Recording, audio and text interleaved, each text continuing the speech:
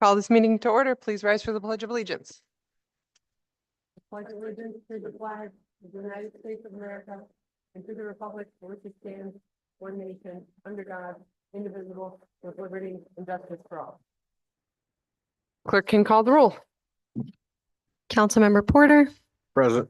Councilmember Middleton, Present. Councilmember Kavanaugh, Present. Councilmember Dundon, Present. Councilmember Costi, Present. Councilmember Hotchkiss, Present. Council President Matavetsky. Present. Thank you.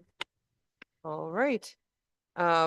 First, we'll start out with the external auditors report.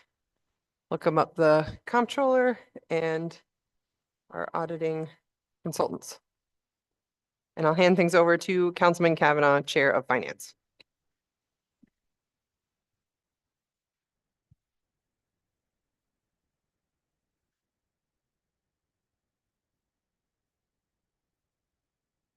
Welcome. So this is, for the record, is the 2023 audited finance report coming in at December 2024 now.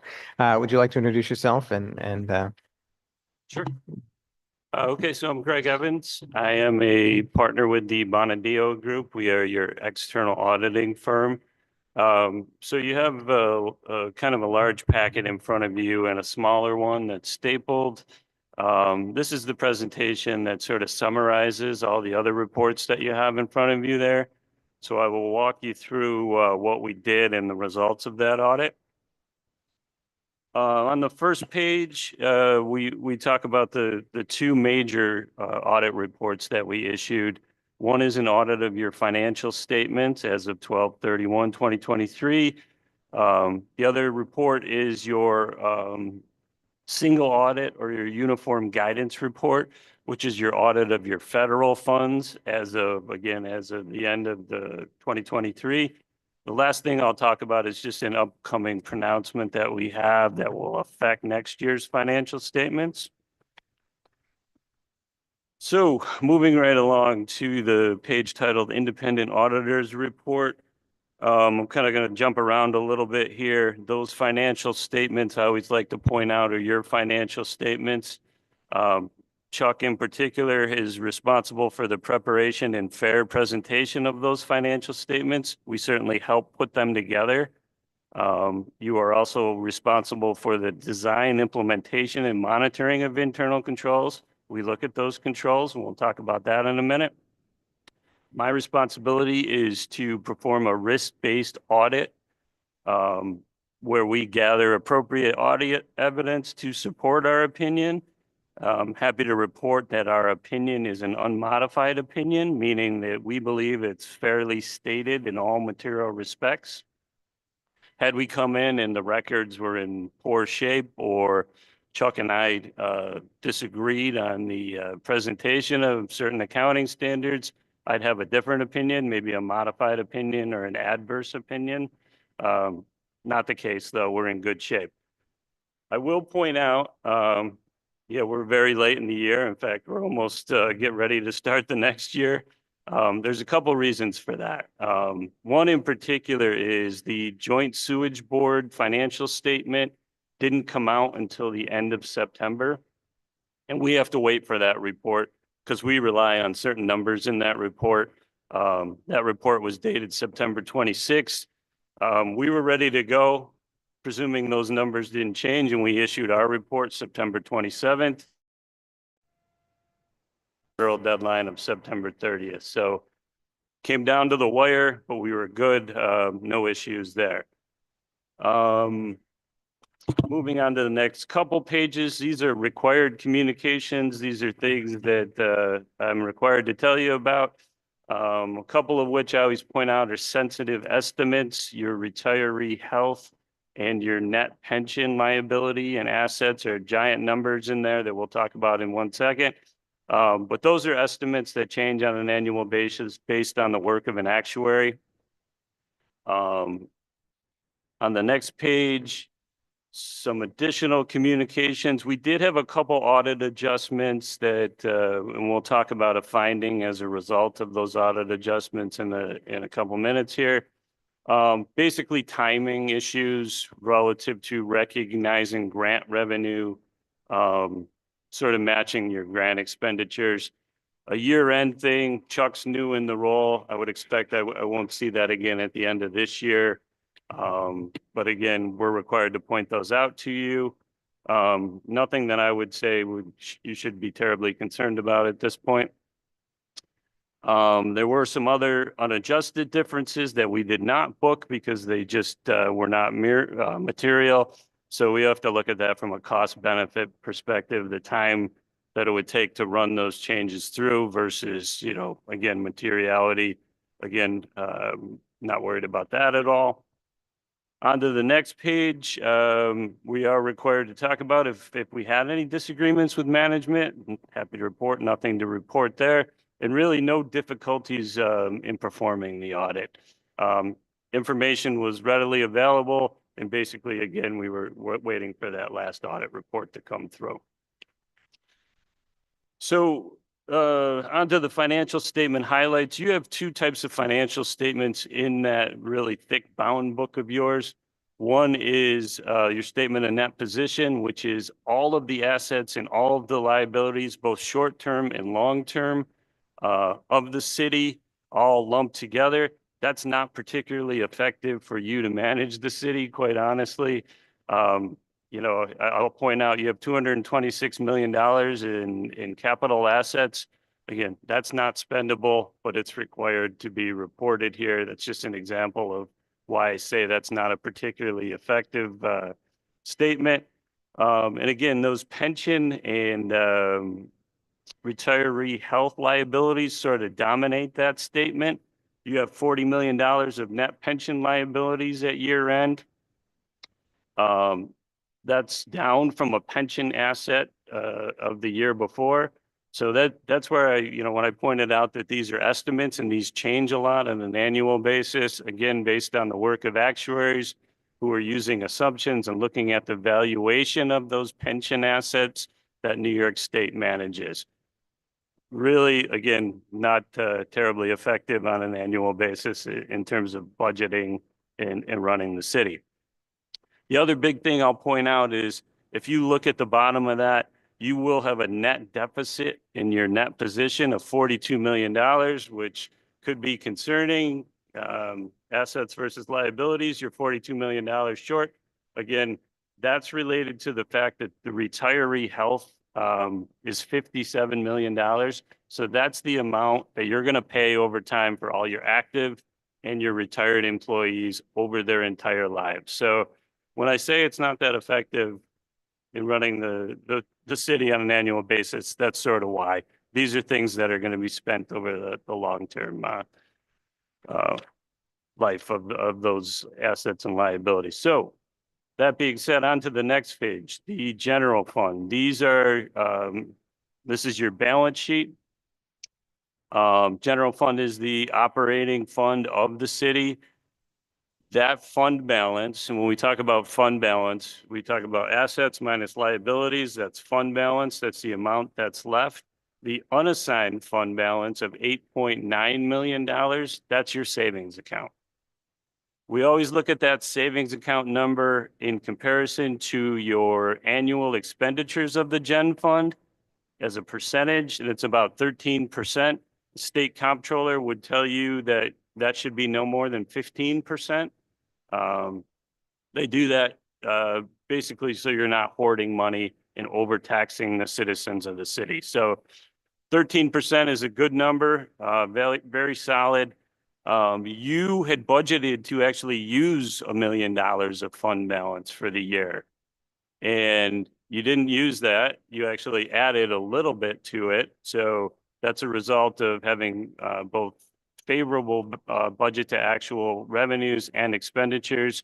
Part of that is, again, federal money that's come in that we expect to see trail off over the next year or so, related to those stimulus dollars.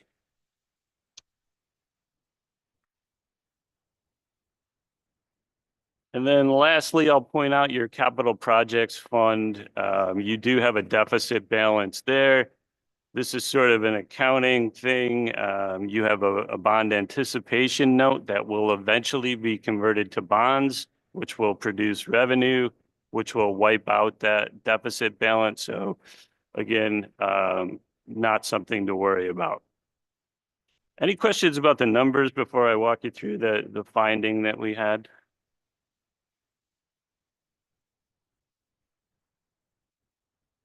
Okay. So the Yellow Book report is the report in accordance with government auditing standards. This is where we do look at internal controls. We did note a material weakness, and that material weakness is as a result of us proposing a journal entry. Anytime we propose a material journal entry, we are deemed to be part of your internal control, so we need to report that to you as a material weakness. Again, on the scale of findings, this one is, although material, not that serious. And again, based on a timing issue that I believe Chuck will handle this year, and I wouldn't expect to see that again going forward. On the next page, we'll talk about your single audit report. This is your audit of those federal funds. We look at both compliance and internal control over compliance.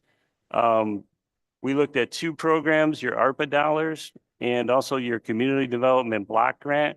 Happy to report that there were no findings there, meaning you are in compliance and your internal controls were working as designed. Lastly, I will talk about that new standard that we will be working with Chuck to implement this year, and this is related to compensated absences and recording of liabilities for people that carry both sick and vacation time over from year to year.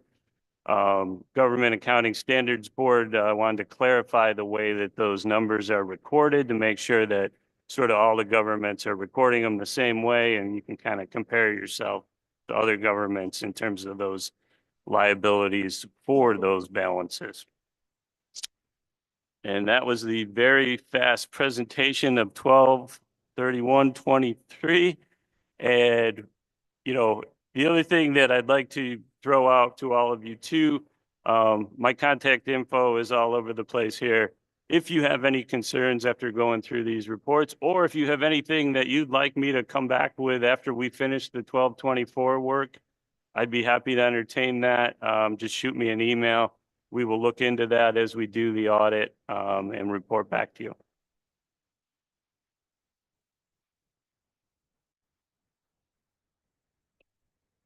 Thank you very much. I think I will probably have we'll probably have a follow-up phone call with me at some point. Anyone else have any questions at the moment, or we need to digest, I think. So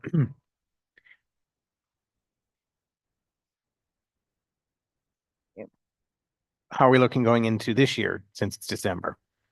I think Chuck's going to update you on this year, but certainly at the end of last year, again, those fund balance numbers were in good shape. And those are the things that we look at. And I know a lot of the rating agencies look at when rating your bonds. So, but in terms of your workflow and your, everything's coming in smoothly to you, and no issues. Will the sewage treatment plant be more on time this year? Do we know? you know, we push for the treatment plant report every year, and it comes in mid-September for whatever reason. We don't do that audit. Another auditing firm does that audit. Okay. Any comments, Chuck? No, I can always work on the other auditors to get their thing finished. Usually we are concentrating on city stuff because that audit's really, it's not as complicated. Mm-hmm. So what's the ideal target date for that to come in? We pretty much have our work done by the end of July. So if we were to, if we were to get that report in July, then we'd be back here probably for your August meeting, which would be great for us personally because we're pretty busy in the fall. But all right, that's something for us to work on then and sure. Prod them a little bit. All right, thank you, Greg. Thank you. And Chuck, you get to stay. So since we have so many other people and Chuck's willing to stay late, I propose we move Okay, his report to the end of the meeting. all right, I'm open to that. If that's Is that a acceptable. motion? Motion to move the comptroller's quarterly report to the end of the meeting? I'll John? second. So motion by Councilman Kavanaugh, seconded by Councilman Dundon. Any discussion on that? If not, clerk can call the roll. Councilmember Porter. Hey. Councilmember Middleton. Aye. Councilmember Kavanaugh. Aye. Councilmember Dundon. Aye. Councilmember Costi. Aye. Councilmember Hotchkiss. Aye. Council President Matavetsky. Aye. Thank you. That is Okay. 6-1. We will handle the comptroller quarterly report at the end of the agenda. And with that, let's see, we got the deputy mayor will be stepping in the role of Chief Sikorsky to answer questions for RL 24-263. And I hand things over to Councilman Porter, Chair of Employees. This is an ordinance to amend the general fund budget for additional travel and training for the Binghamton Police Department. Want me to give the summary? Yes, please. Okay. Yep, so as the councilman said, this is amending the budget to use unspent personal services funds to cover additional travel and training costs for the police department. One thing before I forget that I just want to flag, on the budget worksheet page, the transfers listed at 15,000, that should just be updated if council could. Chuck flagged this for us today to 18,900. Is the need for the department. So finance has been working with various departments as we reach the end of the year, just flagging anything that's approaching or at over budget. In police, the department spent more on travel and training than they anticipated. So this amendment just allows them to cover those costs. I spoke with the chief today. He said one of the biggest drivers of this is they had about 10 people attend a training in Connecticut earlier this month that brought all of the sergeants in the department up to speed and on the same page with use of force training. That was a seminar offered by the Daigle Law Center. So that's what pushed them primarily over budget here.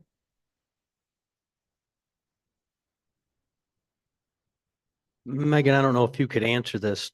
Do you know if any of those sergeants that got trained can take that training and then give it to the average patrol person, or is it almost like a train the trainer type program? So I asked the chief that. He said it's not a train the trainer, but it brings the sergeants and like sort of the ranking department members up to the trainings that they need for policy and investigations. So it's not really, they won't be taking it back and training the patrolmen, but they'll be using it in their sort of administrations.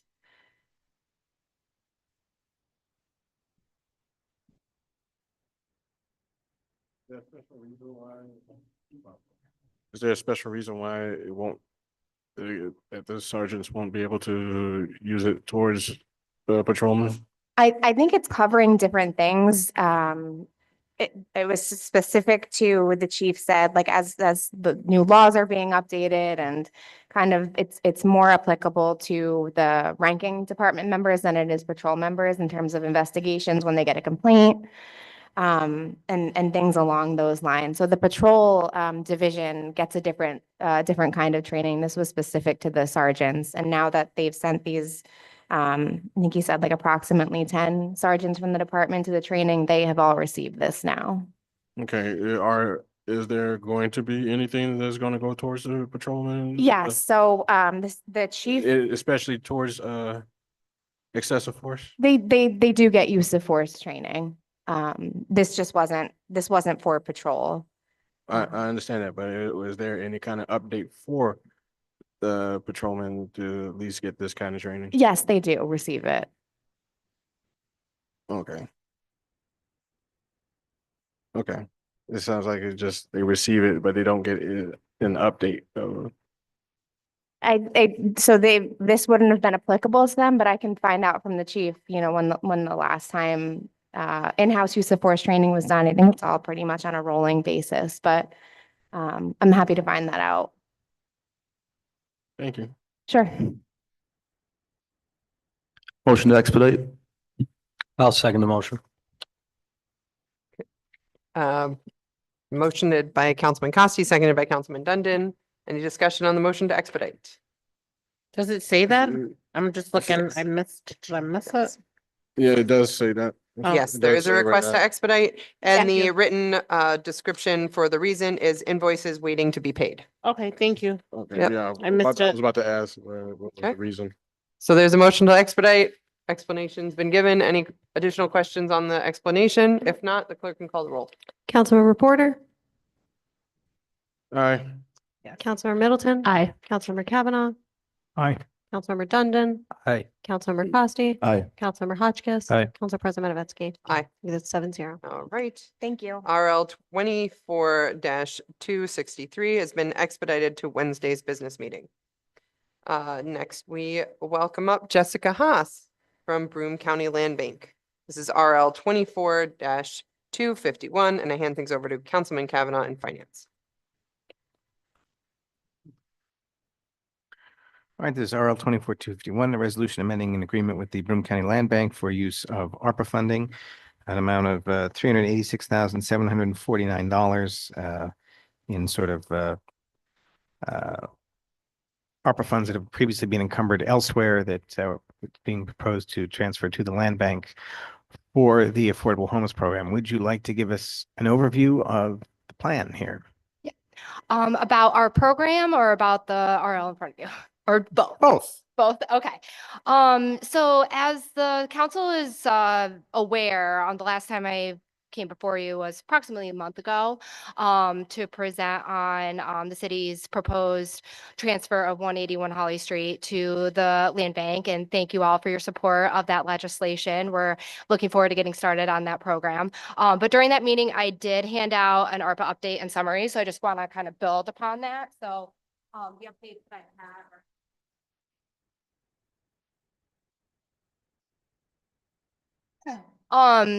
so to not bore the council, our affordable homes program started around our inception in 2013. We started as the first land bank to be awarded CDBG funding from HCR in conjunction with the county. So we did two affordable homes in Broome County's non-entitlement communities, one in the town of Estill, one in the town of Binghamton. Those are the two projects that kind of jump-started our program. Shortly thereafter, we partnered with First Ward Action Council to help us develop a handful of properties in the city of Binghamton through our funding from the New York State Attorney General and Enterprise Community Partners. We ended up rehabilitating and selling as affordable home ownership opportunities to low to moderate income individuals and families. We completed and sold 5 single-family homes through that funding source. So the funding source, the ARPA funding from the city 2 years ago was anticipated to build upon the land bank success in the city, particularly in renovating and selling single-family homes for affordable home ownership opportunities. So as you'll see on the summary that I provided to you, we have 2 projects completed, 3 currently underway, and 1 currently out to bid right now. So these homes will be made available to low to moderate income individuals and families. So that's kind of like an overview of our program. Happy to talk about specifics with each and every one of you if you have any additional questions. But as it relates to the RL that's in front of you, the additional funding we would anticipate would be added to our program.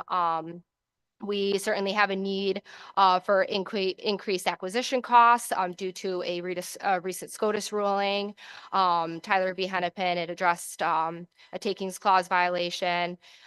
So we have a need for that, and certainly with a need of increased construction costs. I could certainly go down and explain to you what that all entails post-COVID, but there's certainly a need for more funding in our program and all our programs, quite frankly.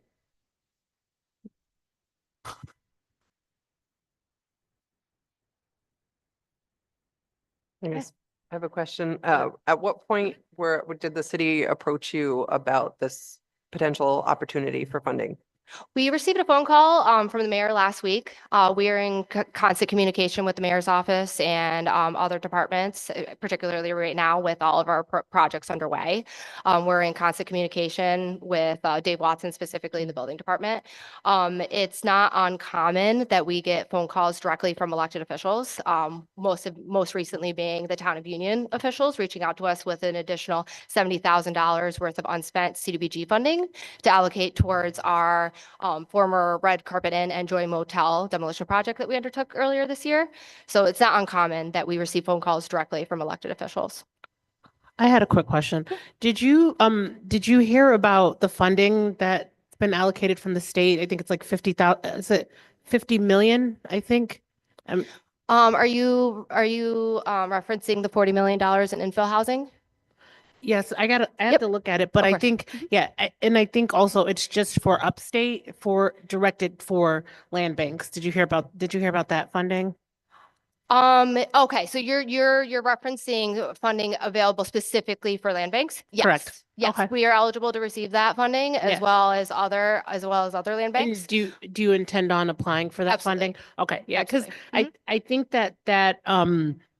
that funding is just for land banks. Mhm. And, with you guys having the great reputation that you have, I don't foresee that being a problem of you guys getting that funding. I don't think so either. We certainly intend to apply. The reason why we are kind of delaying or postponing our application is because the foreclosure process is 2 years delayed. So we can't access tax foreclosure properties until the county is allowed. And what property is this for? What property? We acquire all of our properties from tax foreclosure. Okay. Mhm. Mhm.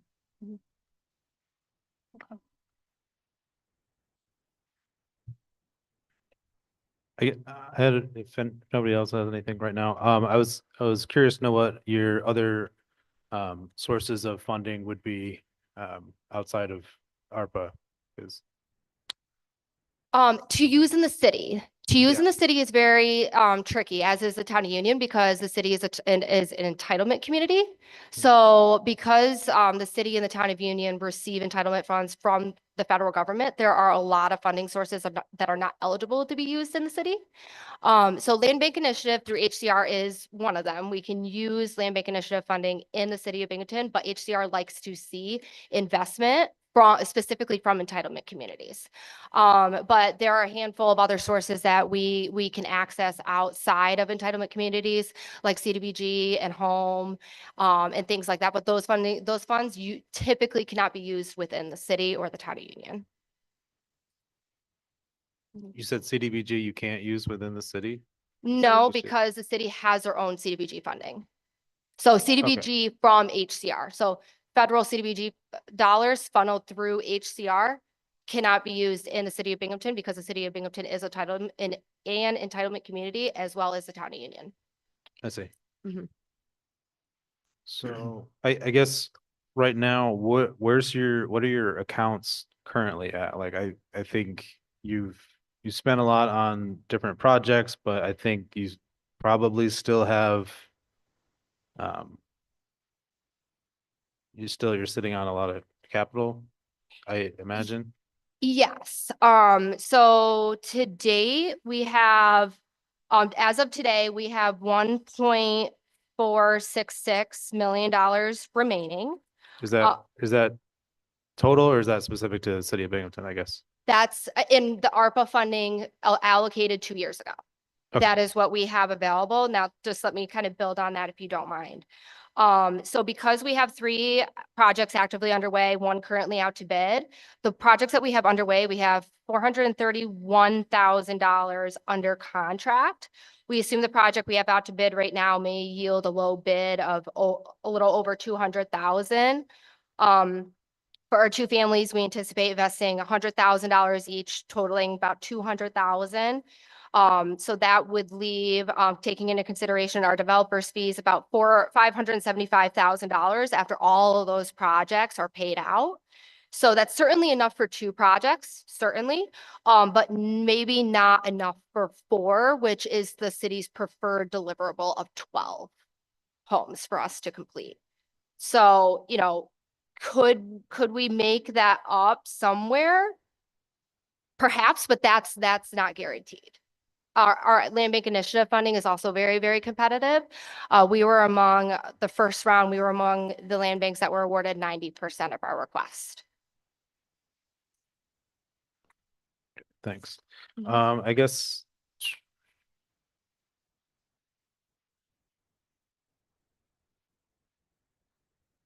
If we don't approve this, you still have other opportunities that we were speaking about before, to apply to receive funds, whether it's through the state, or otherwise. So what avenue would you pursue, or what other plans do you have to pursue other monies, like to just continue the land bank mission? We're constantly pursuing other grant programs. That's what we do as an organization. Actually, I will tout this. I was appointed director January 1, 2020, and every single grant application I've written has been awarded successfully since I joined the land bank. So, you know, we do have we have great success, and I actually write the grants. We don't outsource that. So we do have success in being awarded. But that's not to say that, you know, these other funding sources that we work with are not cumbersome and very, very, you know, there's a lot of requirements that come along with it, as do the ARPA funding. And that's not much different.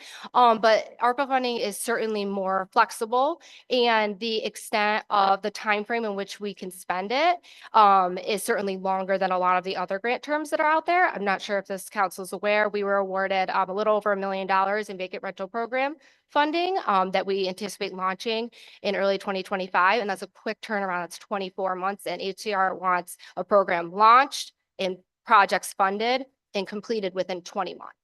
So their turnaround time, and including land bank initiative, that's 18 months, which is another reason why we've kind of delayed when we're going to request funding through that program, because the turnaround time is so quick and we have such a good report with HCR. We don't want to risk that. Mm-hmm. I just want to say something. First, thank you so much for like the work that you do every single day. And this is just my opinion, like looking at things like, I understand that, you know, it needs funding, and like you guys always constantly need funding.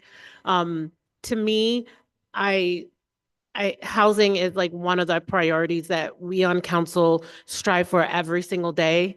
My only like thing with this is, there's so many other people who've been waiting before you, like asking for ARPA funds, for different things. So like that's just kind of my opinion. Like I support this project and I support the work that you do, but there's been organizations that have came and asked for ARPA funds to like kind of doing the same thing. So I was just putting that out there. So that's all. Well, I kind of want to piggyback that off. Chuck, can I have you come down for a second? I just so I Thank can you. get closure in my own head on this. Thank you.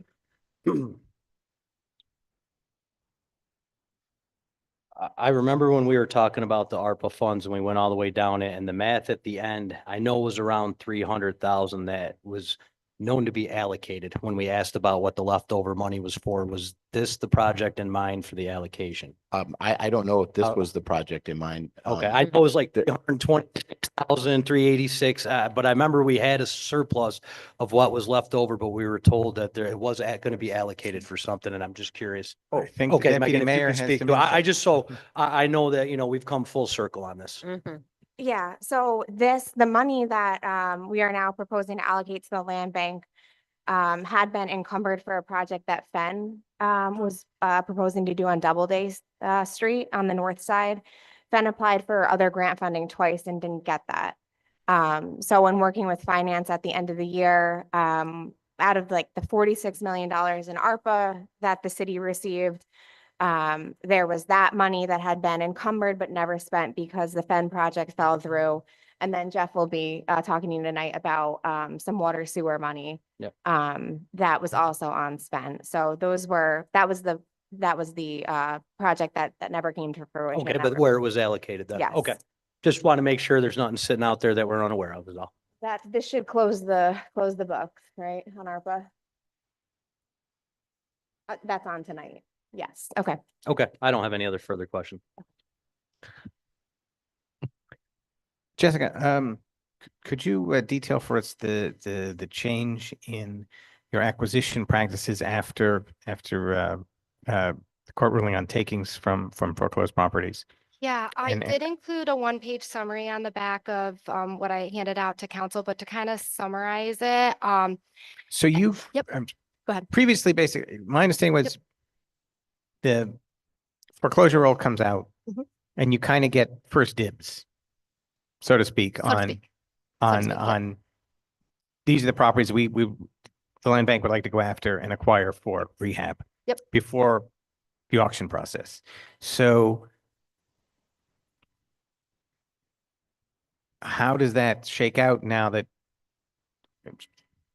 how do you come up with a fair price for them now without the auction or what's the So the or do we amendment, know yet? so I have an idea. So the amendments to the RPTL, the real property tax law, does not account for the fact that the foreclosing governmental unit, in this case, Broome County, would need to be made whole on their taxes. So in years past, they were able to take all the properties that they did not transfer to the land bank for $1 or $1,500 for our demolition projects or rehabilitation projects respectively.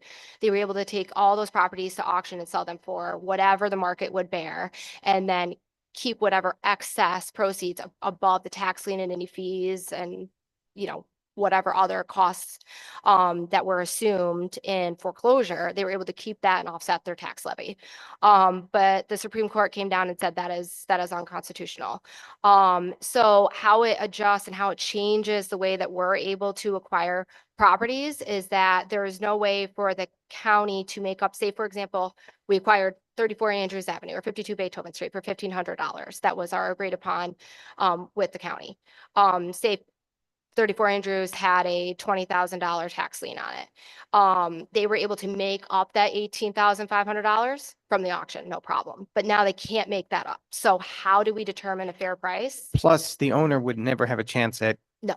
at the excess because it never Correct. went to auction. Nothing extra was Correct. paid. And that's what the Supreme Court found unconstitutional, was that there was no means to claim that excess value or excess proceeds. So it's not just proceeds, it's excess value too. So if an FGU decides to engage in a non-public sale, i.e. with a land bank or with another nonprofit, the way that we would establish value is by undertaking appraisal the day the property is foreclosed upon. And that's the value at that time. And that is what we anticipate, I would think. We've not had a meeting with county leadership yet because we don't know when the next foreclosure list is coming. But at some point we will, and I anticipate some type of discussion as it relates to, at minimum, we would need to make the county whole because they can't be made whole anywhere else. So if we don't make them whole on an acquisition, then that tax burden is passed on to all the other taxpayers in the county. So at minimum, you would have to basically pay the back tax bill. At minimum. That's how we started out.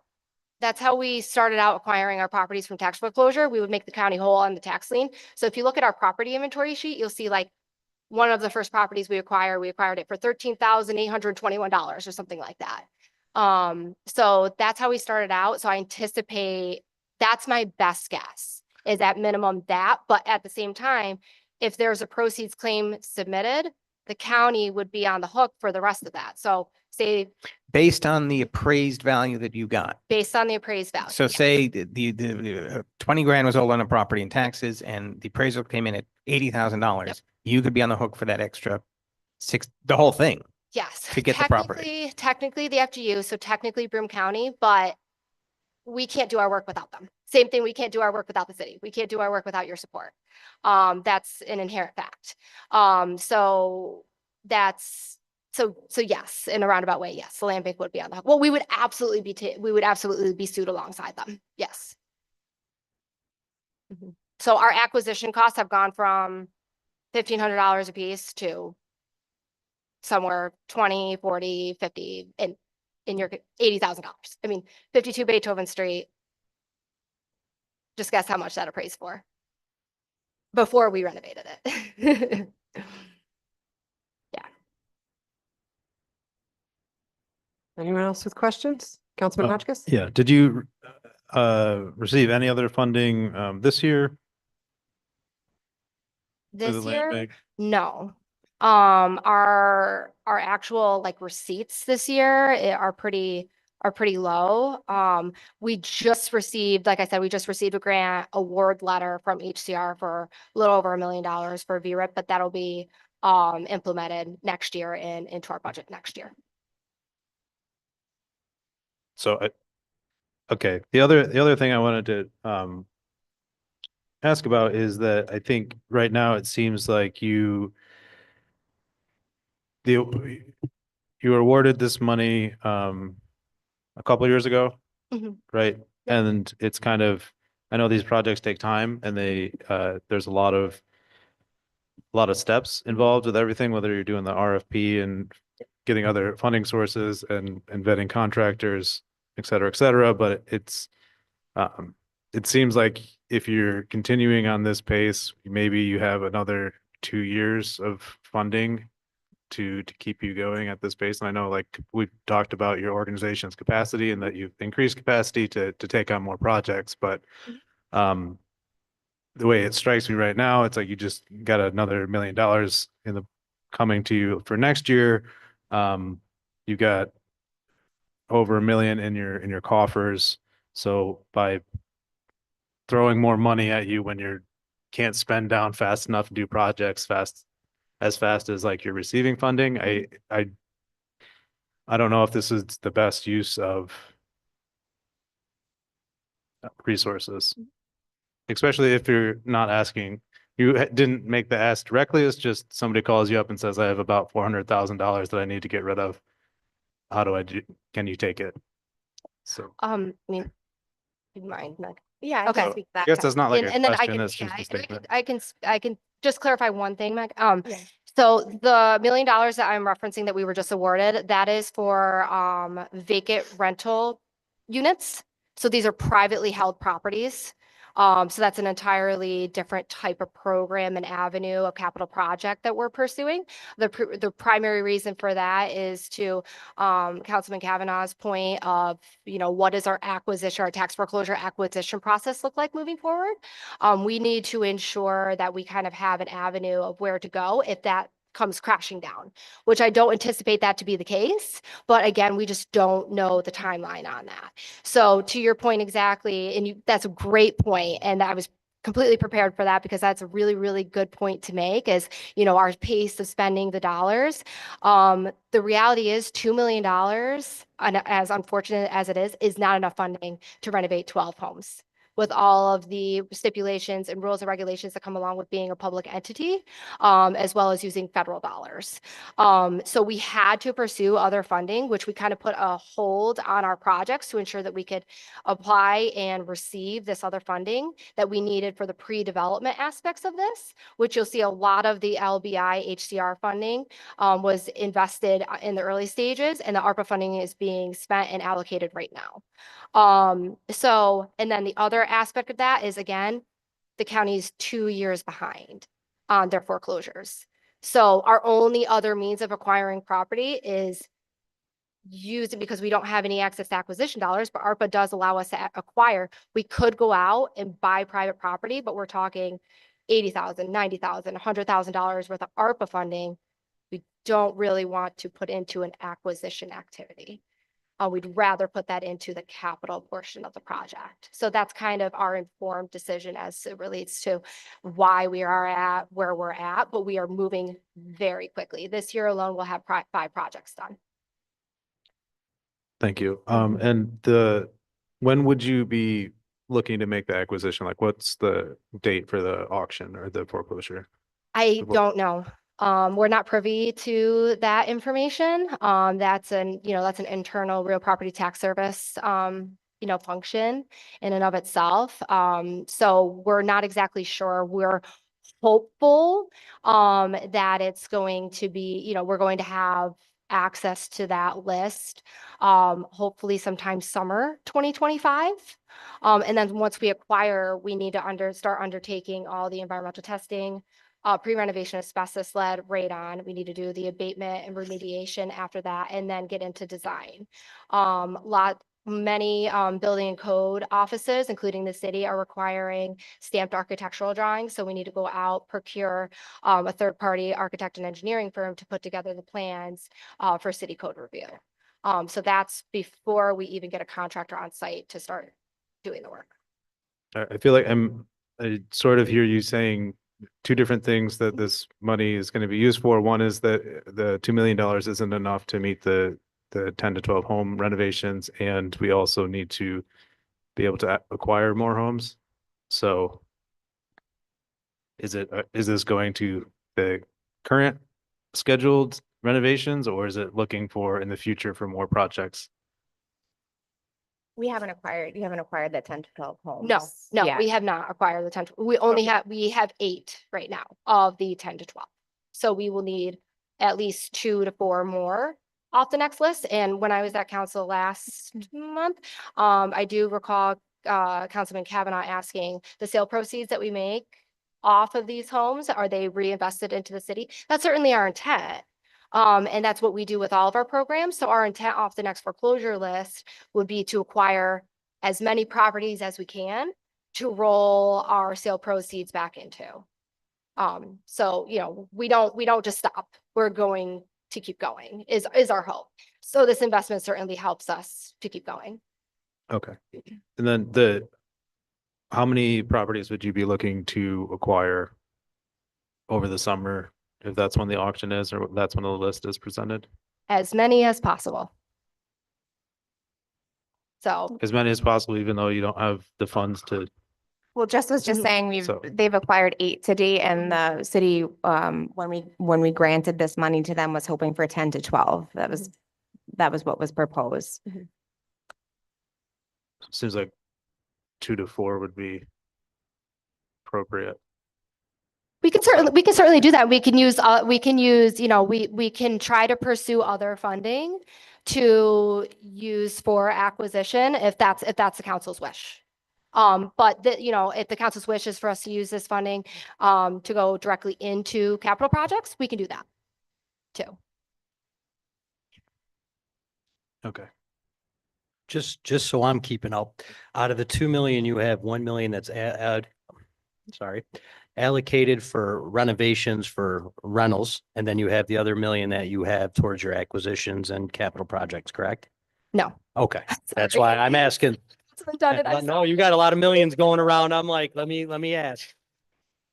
Any of you are welcome to give me a call at any time you want, because I know this is a lot of information. I'm so sorry about that. No, that's fine. The $2 million allocated by the city 2 years ago is strictly for our affordable homes program, for our single family home ownership program. I was talking about the 2 million Nate was referring to in your coffers. 2 million in our coffers. So yes. Okay, so I am correct. Yeah, so Okay. about approximately 1.5 available for our affordable home ownership program, and then 1 million plus to come for vacant rental units. Okay, Mhm. okay. That's at least I know I'm right now. Thank you. Yes, yes. Anyone else? Councilman Kavanaugh? I have a sort of practical question for, I don't know if Chuck or Sophie. As far as, so this was allocated and then encumbered amount of money, and we need to reallocate by the end of the year? Or encumber it by the end of the year? What requirement do we have to fulfill by the end of the year? The requirement for ARPA funds is everything needs to be obligated by 12/31. Does that mean? And that means having a signed contract. So not Or just a resolution by city council, but actually a signed contract you have to have a signed contract by a vendor by 12/31/24. by 12/31. Or you can use it for salaries into 2025 and 2026. In the appropriate ARPA lines, which would mean public health, police and fire. The follow-up question for Corporation Council is, how long does it take to generate a contract? Yeah, that's correct. So that's one of the reasons, and I think the context that I think is important for council to keep in mind is this is an amendment to an existing contract with the land bank. So there would not be time to enter into a new contract before the end of the year. And I think one of the reasons too with the land bank, you can look at some of the other nonprofits that we've given this affordable housing ARPA money to. So whether it's like, I'm just kind of looking at my notes now, whether it's Greater Opportunities or Exact Capital, Metro Group. I think YWCA received some money from us. The Housing Authority, Saratoga, their RAD conversion project, those are all for the most part like one and done builds that they're going towards. The Land Bank Affordable Homes Program is like a rolling, it's not just they're building one affordable housing complex, and we know what their costs are and we know what their needs are for the most part. This is a rolling program that we're looking to support and one that we have an existing contract for. And then the other piece of this is the land bank, as Jess said, is pretty much in continuous contact with our office or the building and code department as they have projects ongoing. So we hear from them regularly about whether it's the prices going up or different kind of challenges that they're encountering with the foreclosure law that Jess was talking about. So we were aware of the needs that were there and kind of our hopes for the program. So I think that combined with the timing that we're up against is just context for council to keep I in just had a mind. quick question. When did you guys know that the other project wasn't gonna go through? So I think we learned that they did not receive their grant funding for the second time, maybe early this year. I would have to look and see. So why are we It was discussing just now? flagged for us that it was encumbered for that project, but just flagged for us as part of like our finances end of year auditing that it was not spent because that project never went to fruition. Okay. I don't. Within I think last week is when it was flagged for us. When is it usually flagged? Do you guys just happens at the last minute, the moment? Because if it was done earlier in the year, I think that, we would know some. You gotta speak in the mic. You would definitely have come back earlier that year, finding out once you had gotten flagged. It was, like I said, As opposed to doing it now. it was just flagged for us as part of the end of year auditing by the finance department. And it's end of year auditing, but also as we're approaching this deadline for spending the ARPA funding for it to be allocated by end of this year. Finance was going over and making sure not just that everything was encumbered, but that what was encumbered was spent so that we don't lose a penny of the ARPA dollars. So it was this money that was flagged, and then the money that Jeff will be talking about, and water and sewer and Chuck later tonight.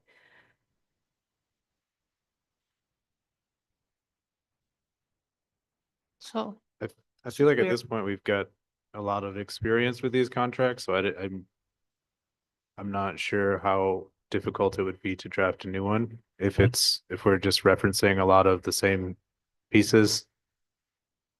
To an If it's for another- organization that, well, I guess, what are you referring to? My other RL on here, so. Yeah, my understanding is that you'd have to have a signed contract by the end of the year. And it's impossible to write a contract in that amount of time and sign it? Or You're talking about your RL for the land trust? yep, Yeah, I think that this is an existing contract with the land bank that has a track record of doing these projects across the city. It's an amendment to an existing contract. Mm. And we have 2 weeks left until the end of the year. as a track record, but the other company, I can't think right now, they've been trying, thank you so much, Southern Door, they've been trying to get in with the city.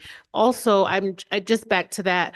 What about quarterly reports? Like, do you guys get quarterly reports that like tells you like that it hasn't been spent? Because I'm just like trying to wrap my mind around how we're at the end of the year and this just comes up, like, and I don't know, to me, in my crazy thoughts, it just feels like, okay, here you guys go and vote this down. But if you're saying you just found out about it, I would think that these things would show up in the quarterly reports.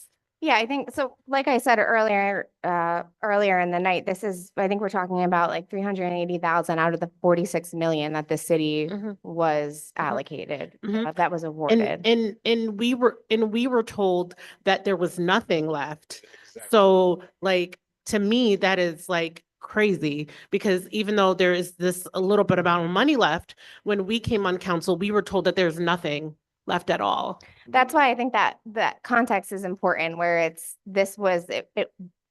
not that there was money left over. This was encumbered for that Fen project, which they applied for grant funding for multiple times and didn't receive it. So everything had been allocated. And it was just sort of in that audit at the end of the year by finance that it was allocated but not spent.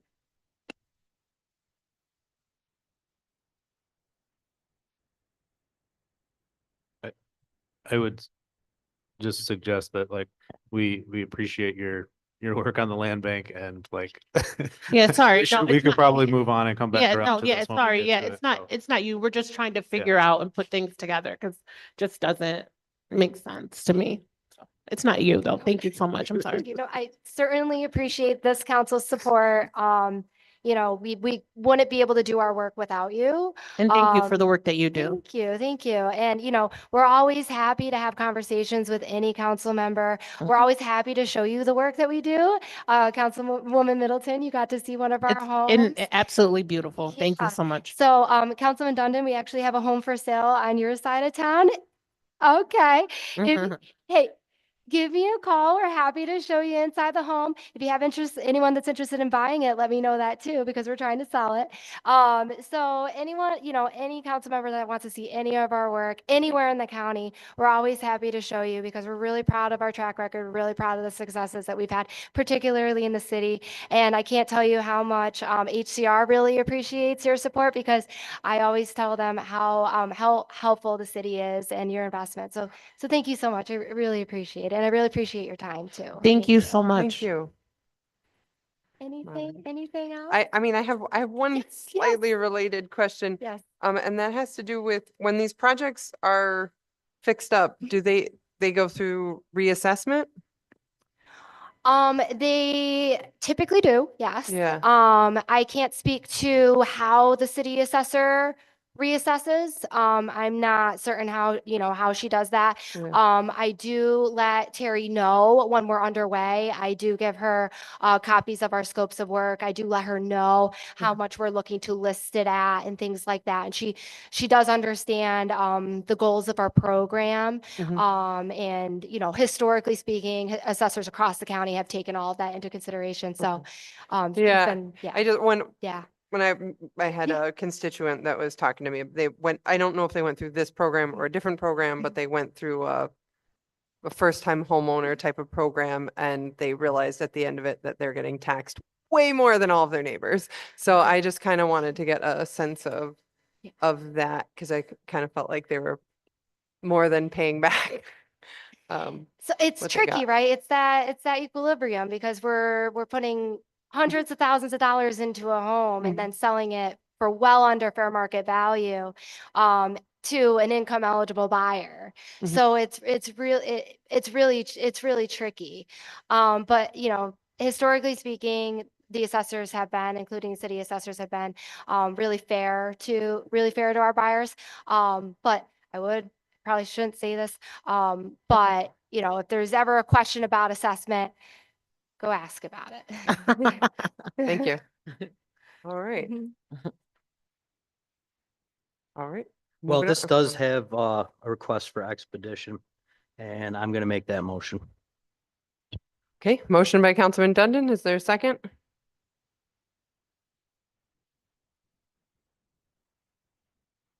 I'll second it to give the option. Yep. So if we don't use this to the land bank to actually build housing, it will go to pay the salaries for public safety. That's where this money will go for ARPA. We will lose it. So we can either put it towards housing or we can put it to continue to pay fire and police.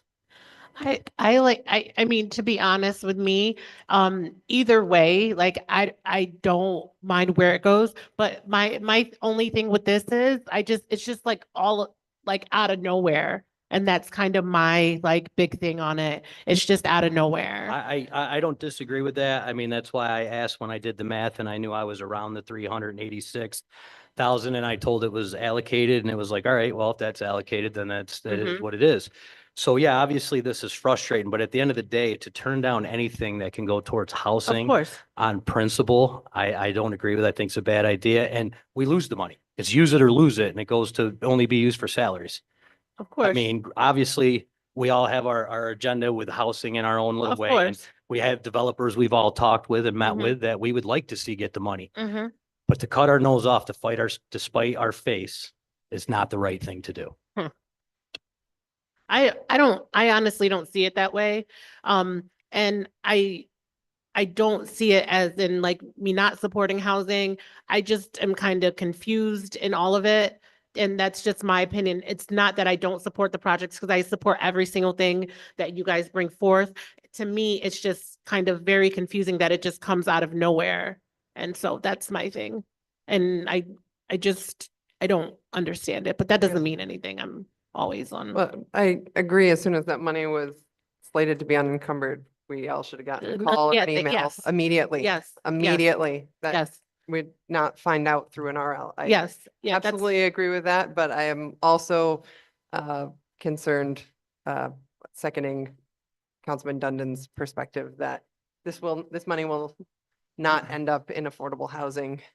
It'll go right Um, back to.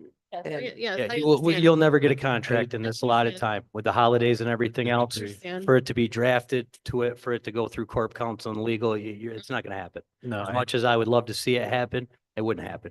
That's just being a realist. What'd you say, I just Nate? don't like being blind. It feels like being I blindsided. disagree.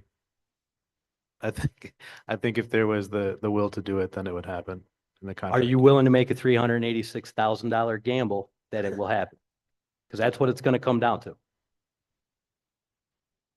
Yeah. I would.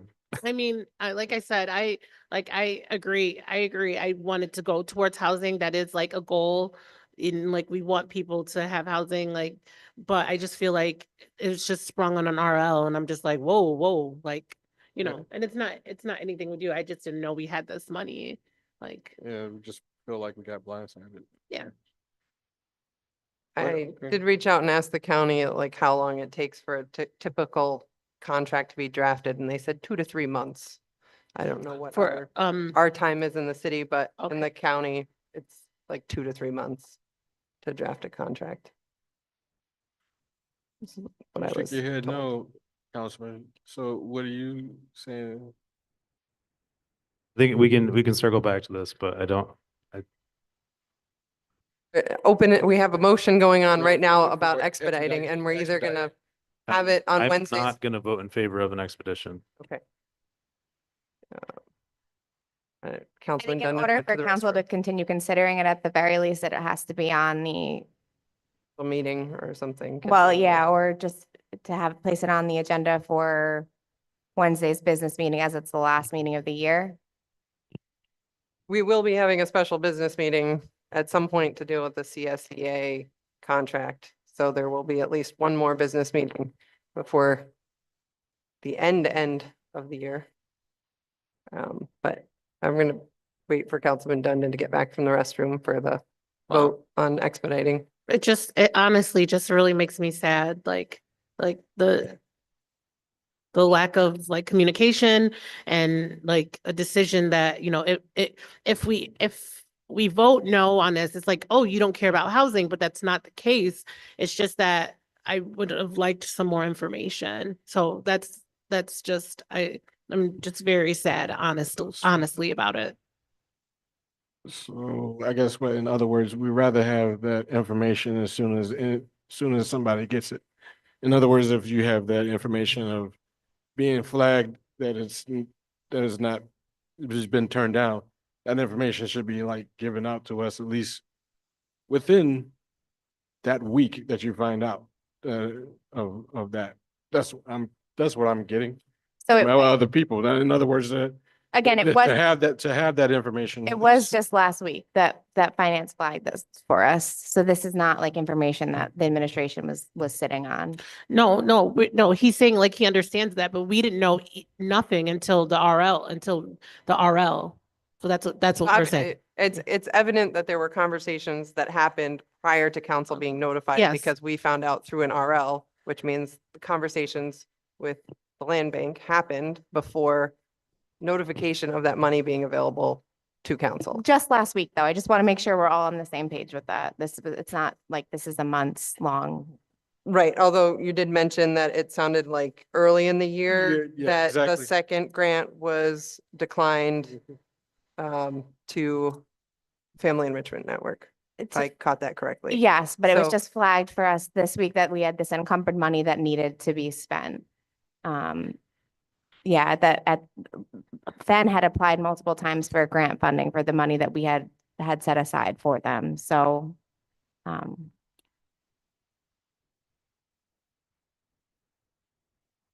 Councilman Costi? I'm gonna vote in favor for this, but I mean, there's absolutely no way that no one knew that there was money laying there till last week. That's crazy, especially if they didn't get funding at the beginning of the year.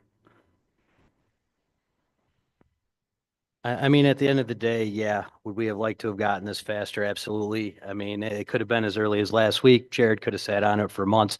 That's besides the point. This is where we're at now. And we Yeah. have to do something with this money and we have to do it what's in the best interest of the community.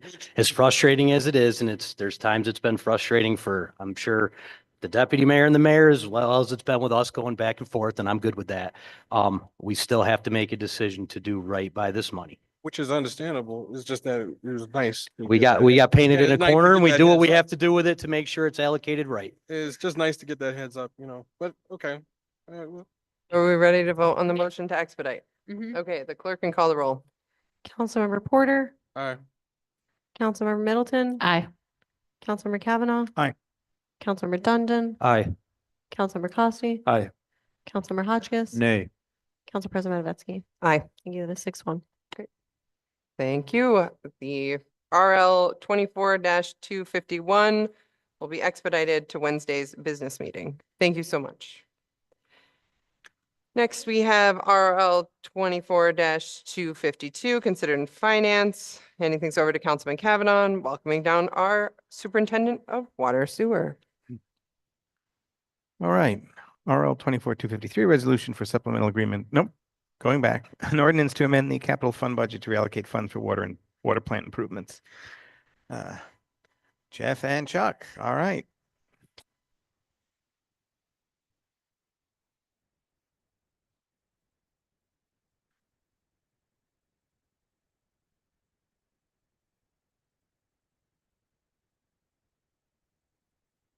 Again, this is end of the year cleanup for ARPA funding.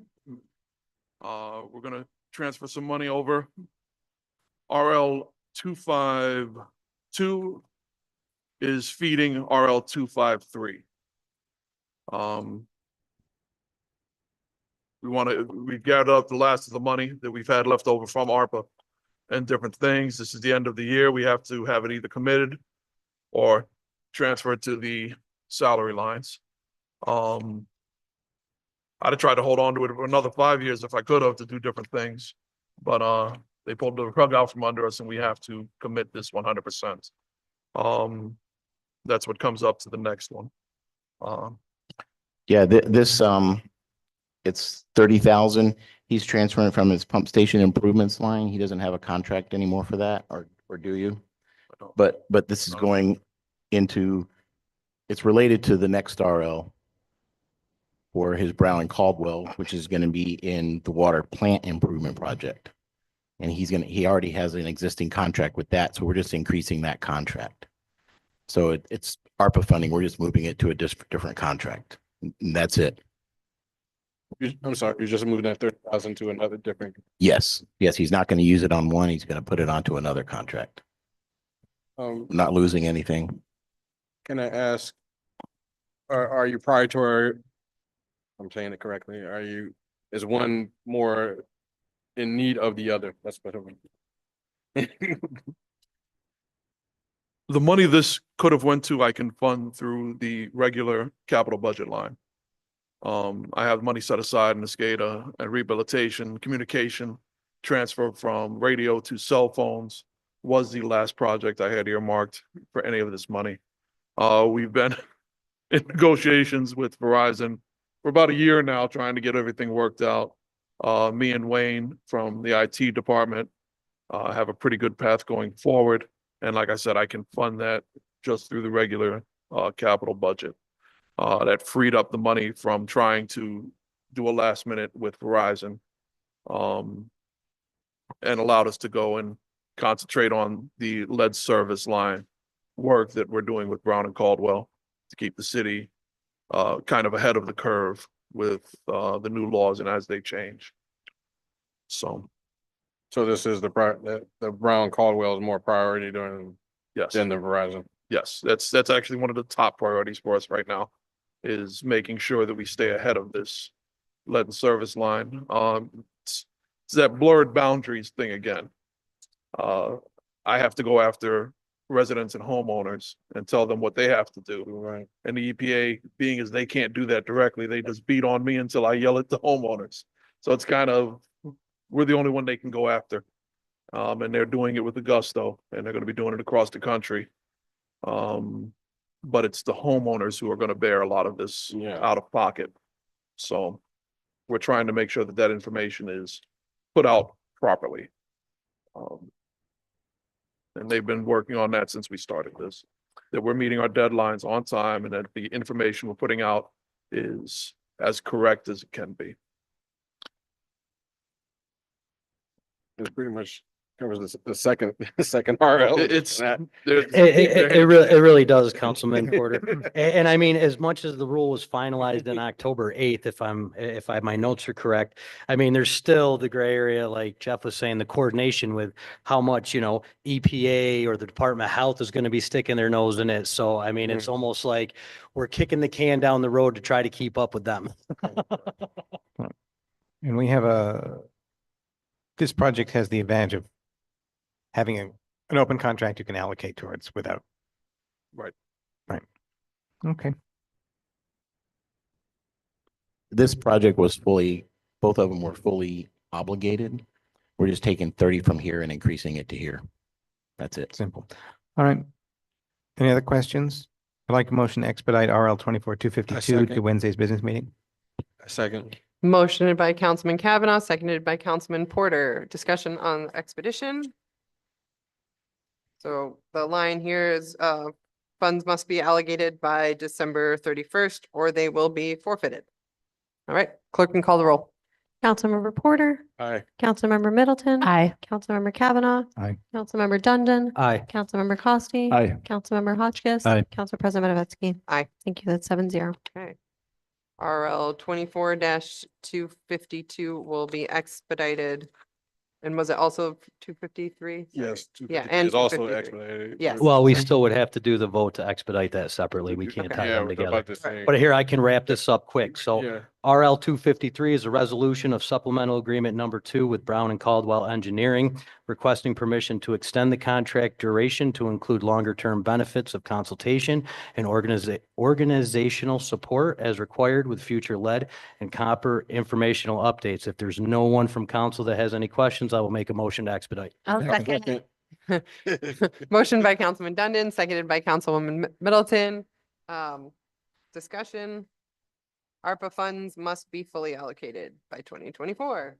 Clerk can call the roll. Councilmember Porter. Aye. Councilmember Middleton. Aye. Councilmember Kavanaugh. Aye. Councilmember Dundon. Aye. Councilmember Costi. Aye. Councilmember Hotchkiss. Aye. Council President Matavetsky. Aye. Thank you. That's 7-0. Okay.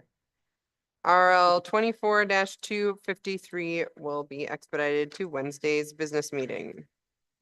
Next, we have RL 24. Thanks, Dash- everybody. Thank Happy you. holidays. 54. you. Thank you. We welcome down Ron Lake, Chief Engineer. I hand things over to Councilman Dundon, Chair of Public Works and Parks. This is RL 24-254. It's a resolution to enter into an agreement regarding the 2024 Broome County Hazard Mitigation Plan update. welcome, Ron. I'll have you give us a little summary, please. Okay, thank you.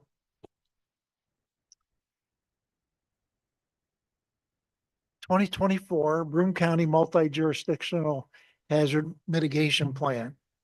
And because it's Broome County multi-jurisdictional, it means that every municipality in Broome County is in this plan. And what this plan does is it protects us so that we are covered if we have a disaster and we're covered by FEMA. So as soon as you authorize this, then we're covered. If we have a disaster, we can get FEMA help. Without this plan and without us accepting it, we're not covered by FEMA. That's the short of it. It took a lot of work to put this together. I mean, we worked with Broome County and Tetra Tech, who was their consultant, to put all this together. And I think we do this every 5 years, but it takes a long time each time we do it to go through the plan. And the plan is very long. Yeah, I read through it a little bit, Ron. There's only a couple questions I have. So on page 37 about the sanitary sewer separation, you have the west side sewer separation, which will be Laurel, Lathrop, Johnson, and Millard. And you also have the south side sewer separation, which would be from the Conklin line to Jackson, with you focusing on Duke Street and Tompkins.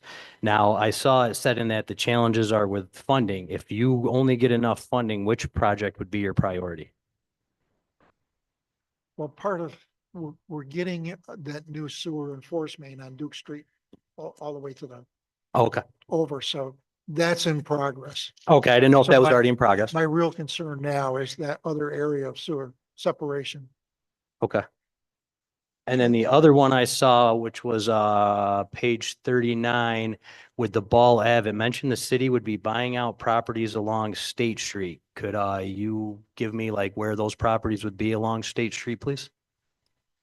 I can't yet because it's just under study, so I don't Okay, know which. okay. I don't know. Hey, I which could be ones we're jumping the gun, but I You was just- reading through it. You just authorized the study this year. Okay. So I don't have any results back. Okay, I do say I love the fact that Chamberlain Creek is in there as an East Sider and the grief I get about Chamberlain Creek, so. Chamberlain Creek, we are gonna have to do some work there. very Yes. soon. Yes. I don't have any other questions.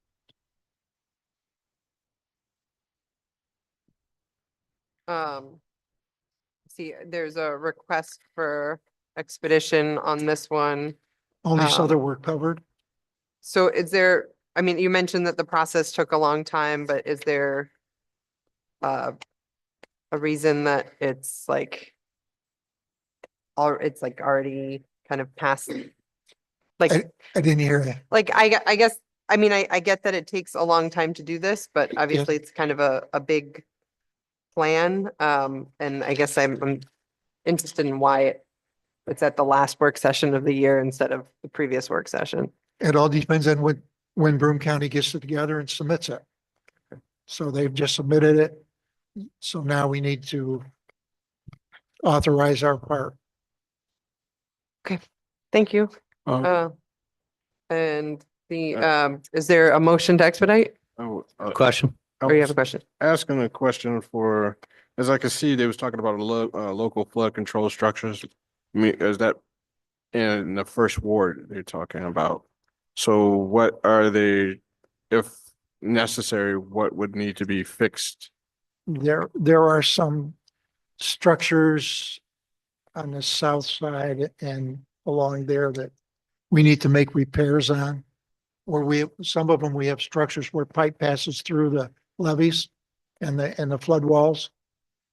We have a program now and we're hoping that we'll be able to go out to bid sometime early next year to make those repairs. To fix within the first ward?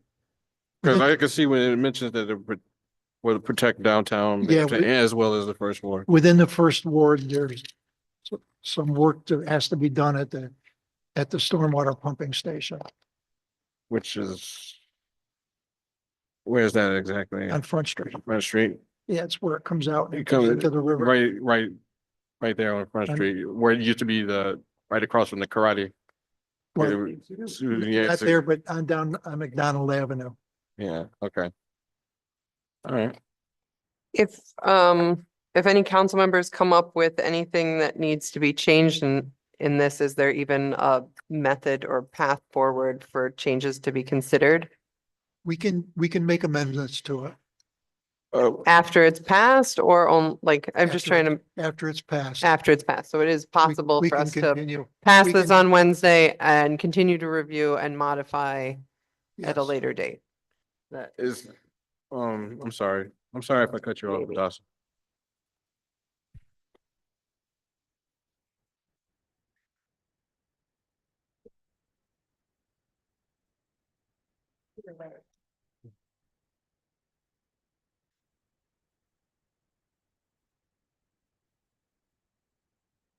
Yeah, I mean, the question is, can this be modified? And it's a multi-jurisdictional. I mean, it involves many municipalities in the county. So, I mean, I don't know if the suggestion is to modify something relating to a different jurisdiction, that probably would not happen. But I mean, you'd have to take it back up with the task force that handled it. I think Ron and Juliet were the representatives from the city. There are representatives from every municipality. I mean, you can certainly propose changes if you want. I mean, I just don't know. I believe that Juliet and I could submit changes. I'm just concerned because we're obviously looking at it today. It's a large document I understand. and then proposing to vote on it Wednesday and Right. it's I you know, understand. so. I'd be certainly willing to work on it and make the changes. Well, I'm much more comfortable knowing that there's a path forward for modifications. And like, for example, a constituent come up with something that I missed or something like that. Okay. Yeah. Okay. Um, Yep. Councilman Porter. Sorry, I didn't mean to cut you off earlier, but my concern is if we're doing this to help, are we doing this to have FEMA help us with with any issues? Well, it's both for us to have programs to help ourselves. But in the case of a disaster, then we have FEMA coverage. If we don't sign this, we are not in compliance with FEMA regs and we won't have any FEMA help. Okay, I think my concern was that I know with that we had some issues of a report that FEMA was not willing to do certain things on the basis of an assessment. So I was wondering if now that we're doing that, this is it our responsibility? Is more of the responsibility on us to fix these things prior to FEMA ever to help us in the time of We do have the disaster, we especially do- flooding. we do have the responsibility to do these things. But if we program them, we can also apply to FEMA for assistance. Okay. Once the program is approved and FEMA has it, then So we then can, they won't be able to deny to it, do the things that are in the report, we can actually go to them for and funding. they won't be able to deny of any kind of help or I would hope not, but who knows what they would do. yeah. Okay. I mean, the nice thing you'll see, Councilmember Porter, as you read through the report, it does state if actions were being taken, what was cost effective, what wasn't cost effective, what they're going to utilize. Is there going to be certain sewer lines that they're going to put one-way valves through? I believe the Sullivan fire training, they get water up through the basement, if I remember the report off the top of my head, and they want to put valves in there so water can't come back up through the drains. So it is an in-depth report, but I mean, it's not anything that like if we vote it through, it would ever hurt anybody. Like Ron said, it covers us. If there is a disaster, we can get reimbursement from FEMA for the city and city properties. Okay. Thank you so much. Is there any other questions or do I have a motion to expedite? I'll make the motion to expedite. I'll second. Motion by Councilman Dundon, seconded by Councilman Porter. The discussion that's written here, the 2019 Broome County multi-jurisdictional HMP expired and the 2024 Broome County multi-jurisdictional HMP needs to be approved by the end of 2024. And with that, we'll call a vote on expedition. Councilmember Porter, Aye. Councilmember Middleton. Aye. Councilmember Kavanaugh. Aye. Councilmember Dundon. Aye. Councilmember Costi. Aye. Councilmember Hotchkiss. Aye. Council President Matavetsky. Aye. Thank you. It's 7-0. All right. So RL 24-254 will be expedited to Wednesday's business meeting. Thank you so much, Ron. Next, we have RL 24-255 considered in finance, and we welcome down Commissioner Ballard. Good evening. Welcome. So, oh, I just lost my page. So I guess this is just an amendment to the 2024 budget to transfer some funds to pay for some over budget electric for the parks. Seems to be big surprise electricity, right? Yeah, yeah. Well, we know it's not gonna go down, so the rates are always gonna go up. And with us, it's parks also, a lot of this usage is weather related, you know, pretty much with everything in the parks. In the springtime, throughout the summer, we have our field lights on. This year, it was a good year, so we had our field lights on a lot more. They're gonna expend more energy. When it comes to the winter months, we have nine buildings that are heated with electric heat. So if we get a cold winter, obviously we're gonna use some more electric on that too, so it fluctuates.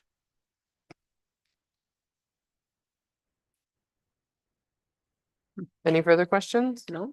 Well, just since you're here, off that, I wonder, we were discussing the last work session, we had Siemens in going over their energy plan for the city, and one of the items was a bunch of baseboard heat in parks buildings.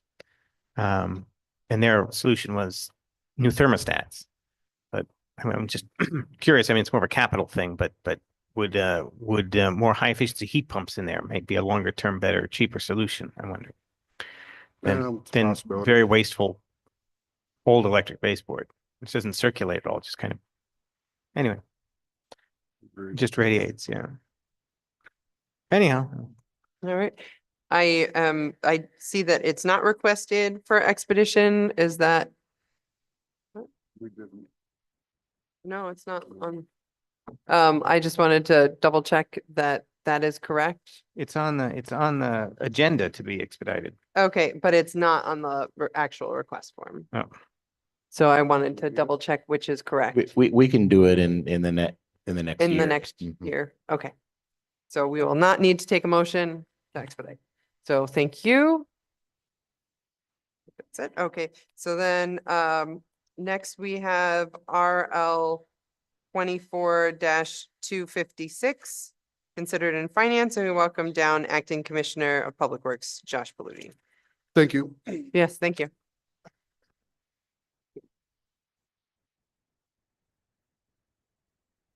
Holiday decorations are looking lovely. Thank you, Parks. Whose toner is so bad? Clerk's office or? Good evening, everybody. My RL is to transfer funds for overages in my central garage in general operating supplies, vehicle parts, and tires.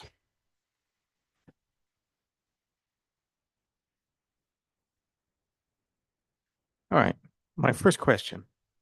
Whose printer did this come out? Who's got the bad toner? Is it your office or the mayor's office? That was in my office. Oh. Sorry. I need a new toner. I apologize. Okay.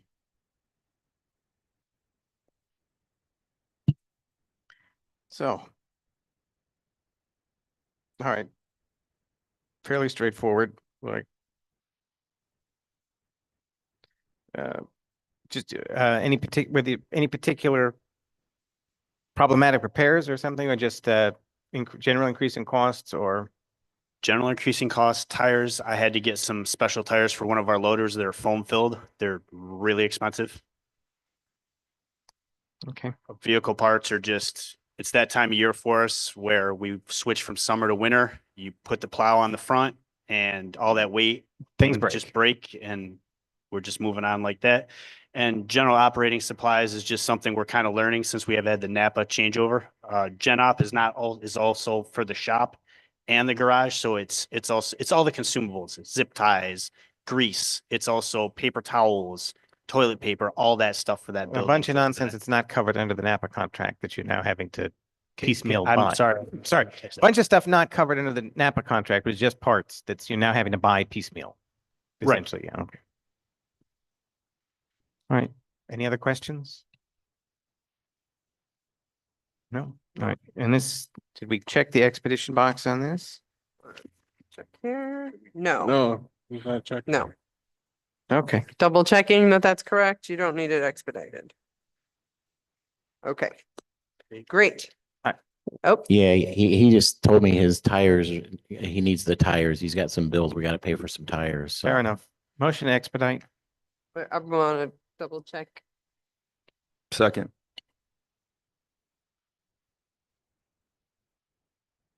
Excellent. All right, so there was a motion to expedite by Councilman Kavanaugh, seconded by Councilman Dundon.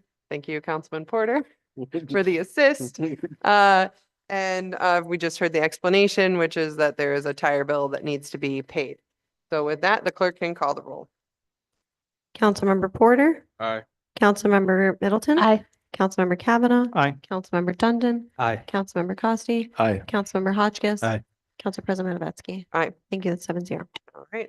RL 24-256 will be on Wednesday's business meeting. Thank you very much. And you. now we welcome down Dr. Burling for RL 24-257. And that is considered in finance.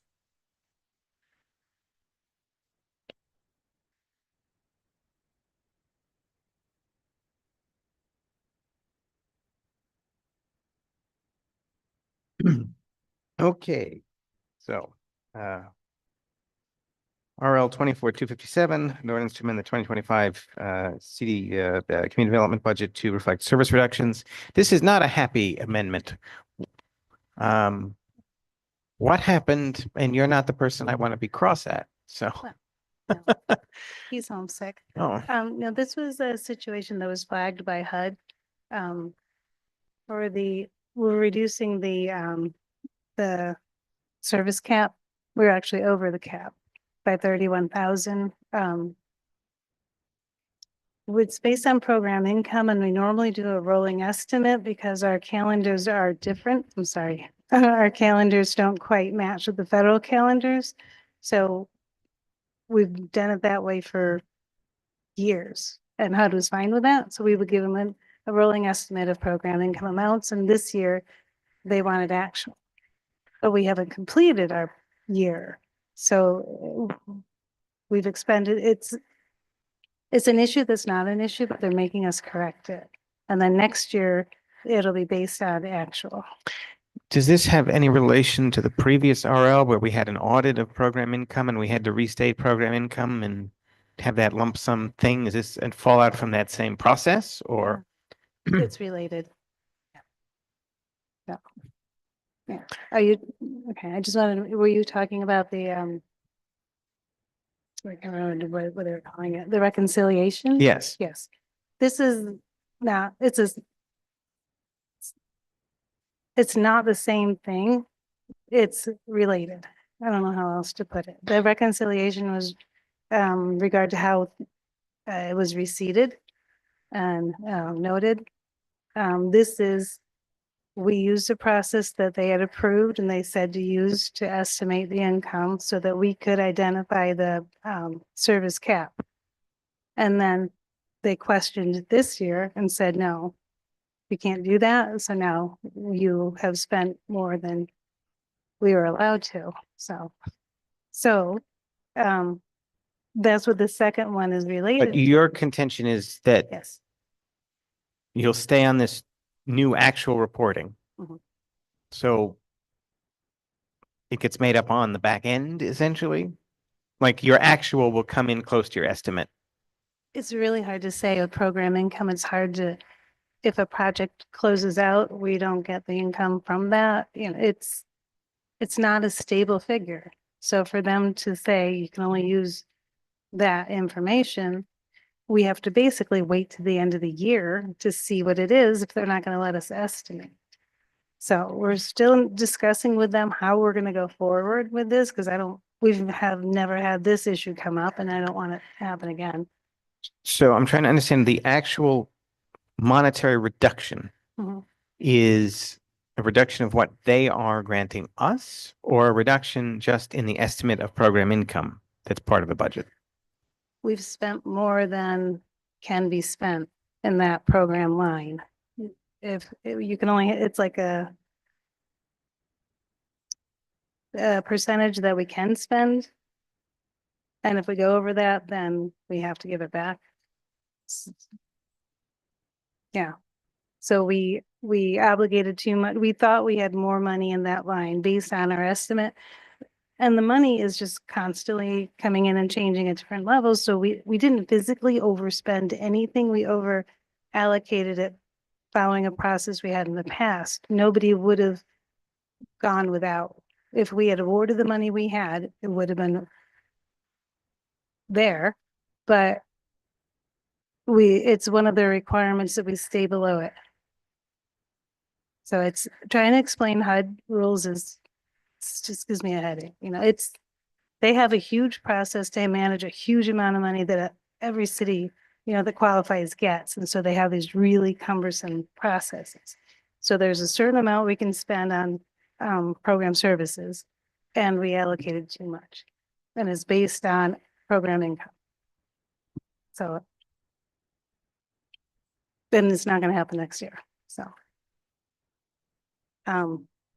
what we, you know, the way we're hoping to address it is, we have, I think in the packet, there's a list of, you know, the program services that we're allocating funds to.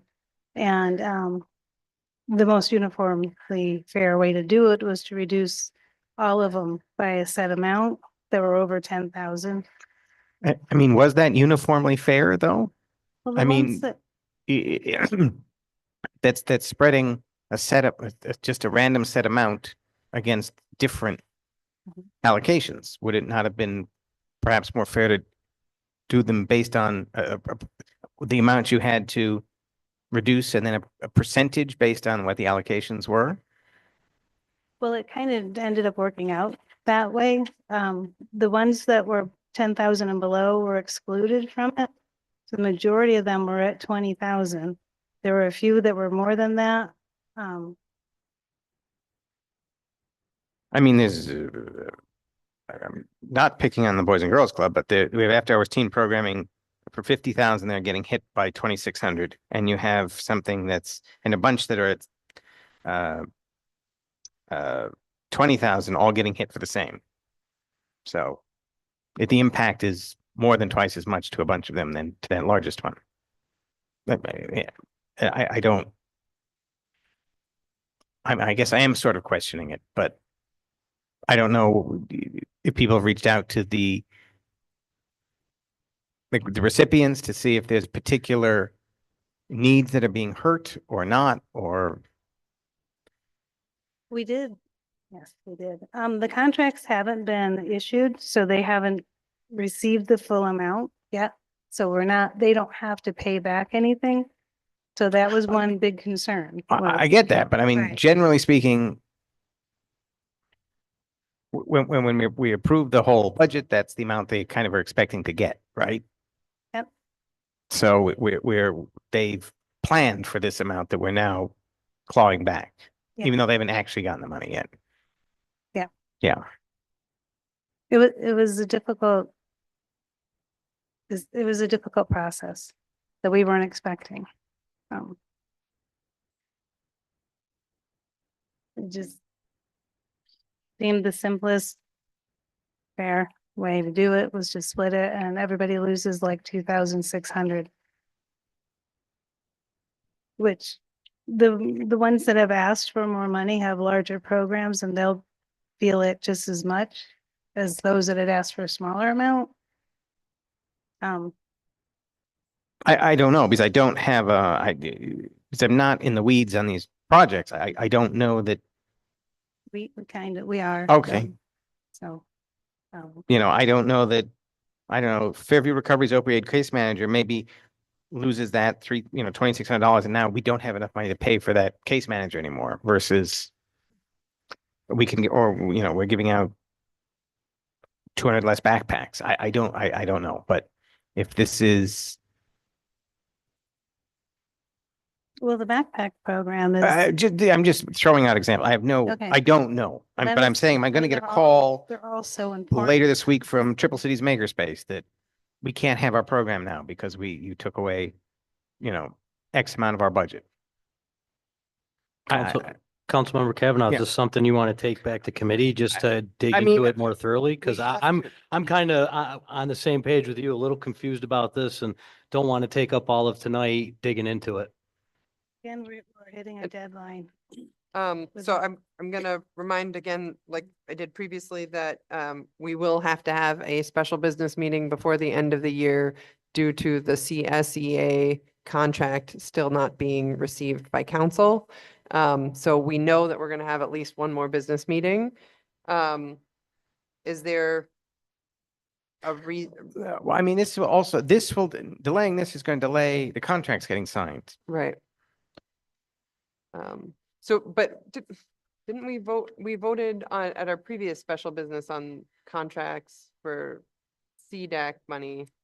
Is this related to that or not? No. Because we previously had signed something. Okay, so this is separate from CDBG. that. Okay, so the first RL 24-257 does not have a request for expedition, but the second one does. RL, the number's not on the page. Yeah, RL 264 does. Is that deliberate? I'm not entirely sure about that, but I know the first request is to make the change in the budget line. And then the second request is figuring out how we're going to split it up among all the service programs. So yeah, it seems to me that both require expedition, even though only one was marked. Right. Okay, so is someone interested in making a motion to expedite RL 24-257? I'll make the motion. Motioned by Councilman Hotchkiss. Is there a second? Second. Seconded by Councilman Costi. Any further discussion on the expedition? And again, it can be held over on Wednesday if we need to dig into it more and put onto the special business meeting before the end of the year, if that's what council members determine. I'd just make a note that there's been different organizations that have asked me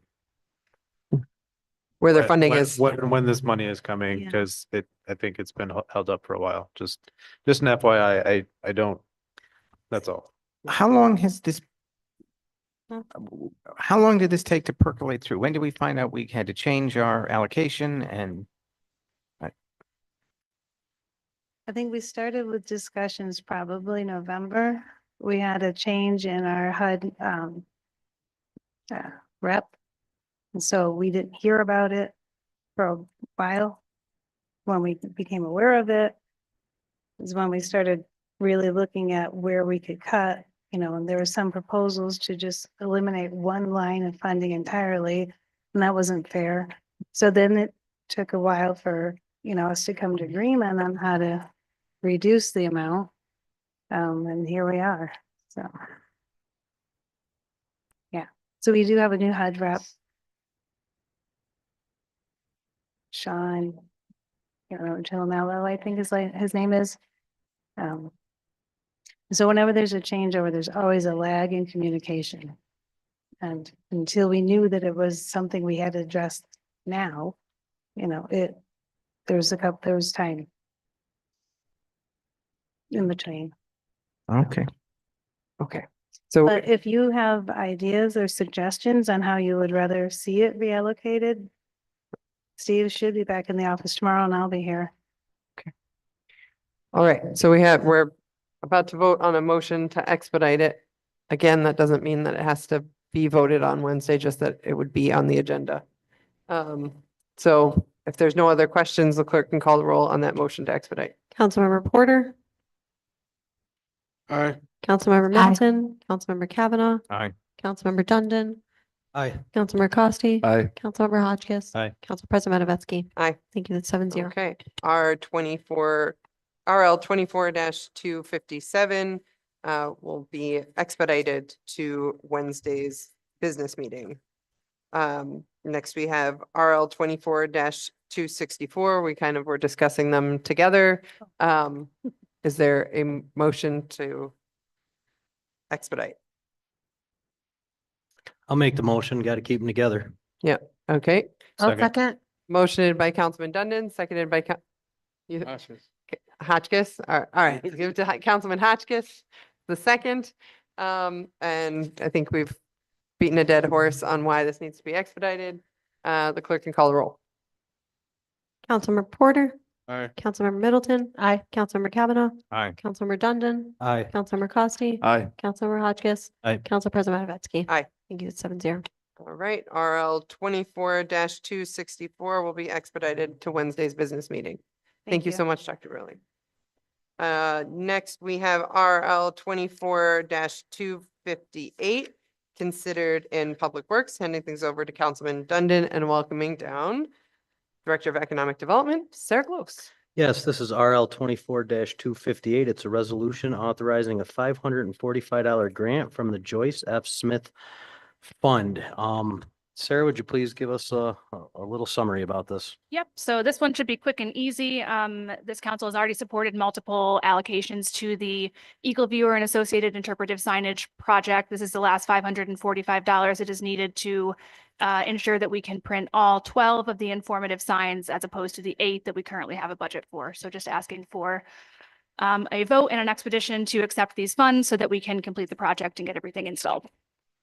Okay, thank you. And I believe this is already the case, but you're coordinating with Friends of the Greenway to make sure that it doesn't block any of the counters, pedestrian, bicycle counters. Yes, Scott Riegel from BMTS has been informed every step of the way and has made good recommendations that we have taken into consideration. Fabulous, thank you. Motion to expedite RL And the viewfinder is there if you want to go and look. That part's there, but we'll get some signage. So Motion to expedite RL 24-258. I'll second. motion by Councilman Kavanaugh, seconded by Councilman Dundon. Discussion? Nope. All right, as listed here, City of Binghamton would like to process this grant request before end of year. Expedition allows both the city and Broome County adequate time to do so.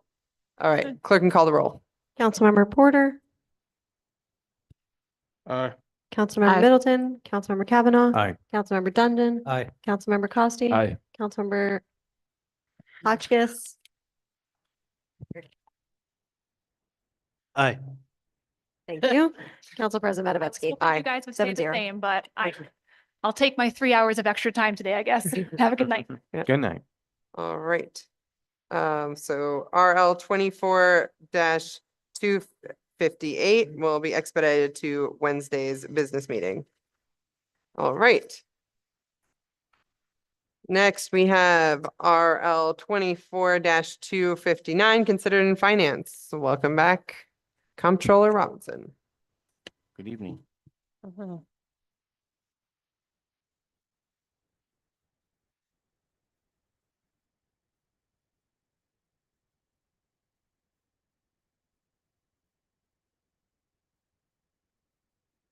Okay. So we have more ARPA cleanup. Explain to me the flow on this one. Okay, this is 259, right? Yes.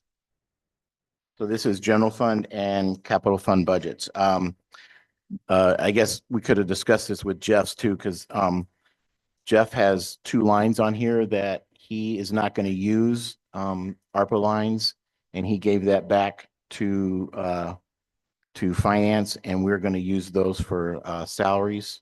The planning plotter was about $10,000. They just didn't spend it all, so it's just $305. And almost the rest of all of these are salary lines. I'm sorry, I'm looking at the first sheet of the attachment. These were budgeted last year in the 2024 budget for salaries. And we've done a calculation to figure out how much salaries are going to be used out till the end of the year. And this is after PR, it's after payroll. This is how much is going to be available in those salary lines that we're not going to spend. So So ARPA funds that were allocated to these various salary lines. Yes. Going to be left over. We need to move them. Yes, they're where? going, we can use those for salaries, but we can't use those for salaries in 2024. We've already got $1 million approved in the budget for salaries next year. So we can use these in the 2026 budget. You can spend. It's still good for. Yes, Okay. yes, you can use salaries for through 2026, as long as the personnel that are in those lines that you're going to use are on the job 12/31/24. Okay. And then since we've allocated $1 million next year, A little over $1 million. Mhm. what's the rule for those funds, assuming there's some left over? Those funds we can reallocate to or reobligate to 2026 salaries. Or this is a caveat, which whatever contract that we have in place as of 12/31/24, we can use if you have unused funds at the end of next year.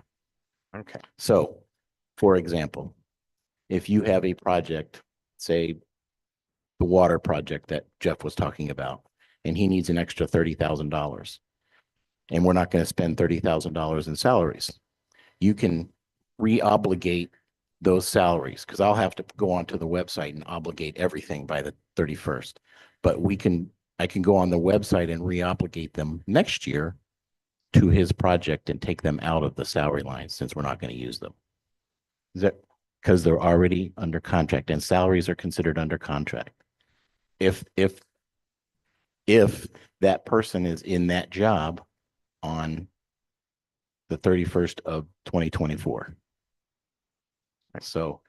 And you're preferring, instead of padding the number we already have for 2025, just I leapfrogging over into 2026? This is my opinion. I'd like to use those and save those till 2026 because no telling what's going to happen. We've already got $1 million budgeted for salaries next year. Plus we've allocated $1 million in the budget.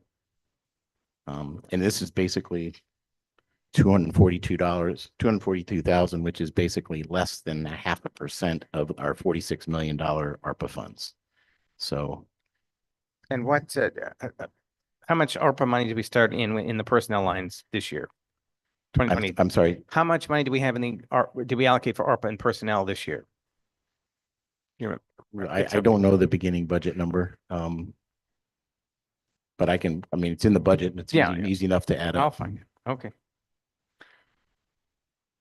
Anyone have any other questions? I do, Chuck. According to this, what is coronavirus expenses? That was one of the very first lines that was set up. And it was for Brooms Over Broome. They were for cleaning, and they came in and washed all the cabinets with an alcohol-based rag. That was mainly it. And then when that stopped, we haven't used this line all year, to tell you the truth.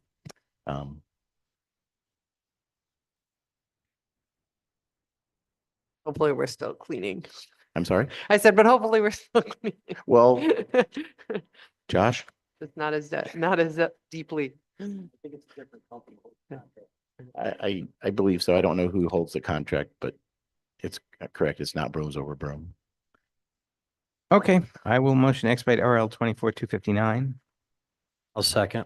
Motion by Councilman Kavanaugh, seconded by Councilman Dundon. The description is funds must be allocated by December 31st, 2024, or they will be forfeited. Call the roll. Councilmember Porter, Aye. Councilmember Middleton, Aye. Councilmember Kavanaugh, Aye. Councilmember Dundon, Aye. Councilmember Costi, Aye. Councilmember Hotchkiss, Aye. Council President Matvetzky. Aye. Thank you. That's 7-0. RL 24-259 will be expedited to Wednesday's business meeting. Next, we have RL 24-260, considered in finance. All right, what's up in the Gulf Fund? Yeah, this one's relatively easy. The golf fund, as Dan alluded to when he was here for his budget briefing, or I'm sorry, that was Chris Strand. Yes. The golf fund is doing very well this year. And so since they had a lot of revenue lines that are over budget, they also spent to get that revenue. So these lines are over budget.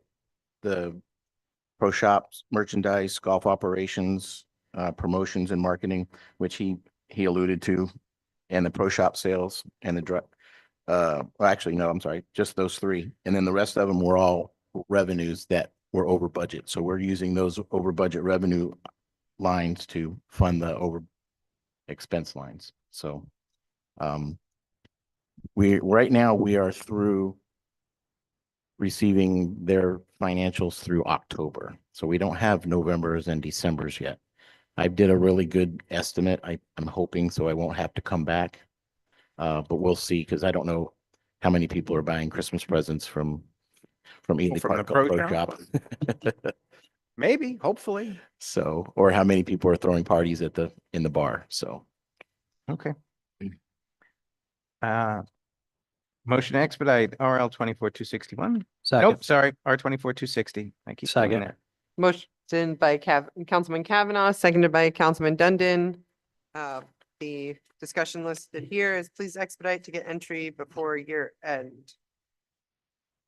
Is there any additional info you would like to add to the need for expedition? no, I would just have everything cleaned up by the end of the year. So when I can get your financials to you for the next quarter, they're pretty clean. Thank you. All right, clerk can call the roll. Councilmember Porter. No. Sorry, just wanted to make sure I heard you correctly. Nay. Thank you. Aye. Councilmember Middleton, Councilmember Kavanaugh. Aye. Councilmember Dundon, Aye. Councilmember Costi, Aye. Councilmember Hotchkiss. Aye. Council President Matvetzky. Aye. Thank you. That's 6-1. All right. RL 24-260 will be expedited to Wednesday's business meeting. Next, actually, is there interest in a motion to take a bio break? Yeah, I'll make the motion. What do Okay. you need? A couple minutes? Yeah, like We'll say 5 minutes. 5 minutes. Yeah. Motion by Councilman Dundon. There's Second. seconded by Councilman Kavanaugh. All in favor? Aye. Aye. Any opposed? Thank you. And 5. Khadijah, your aunt's on her way to pick you up. Oh, sorry. Oh, me too.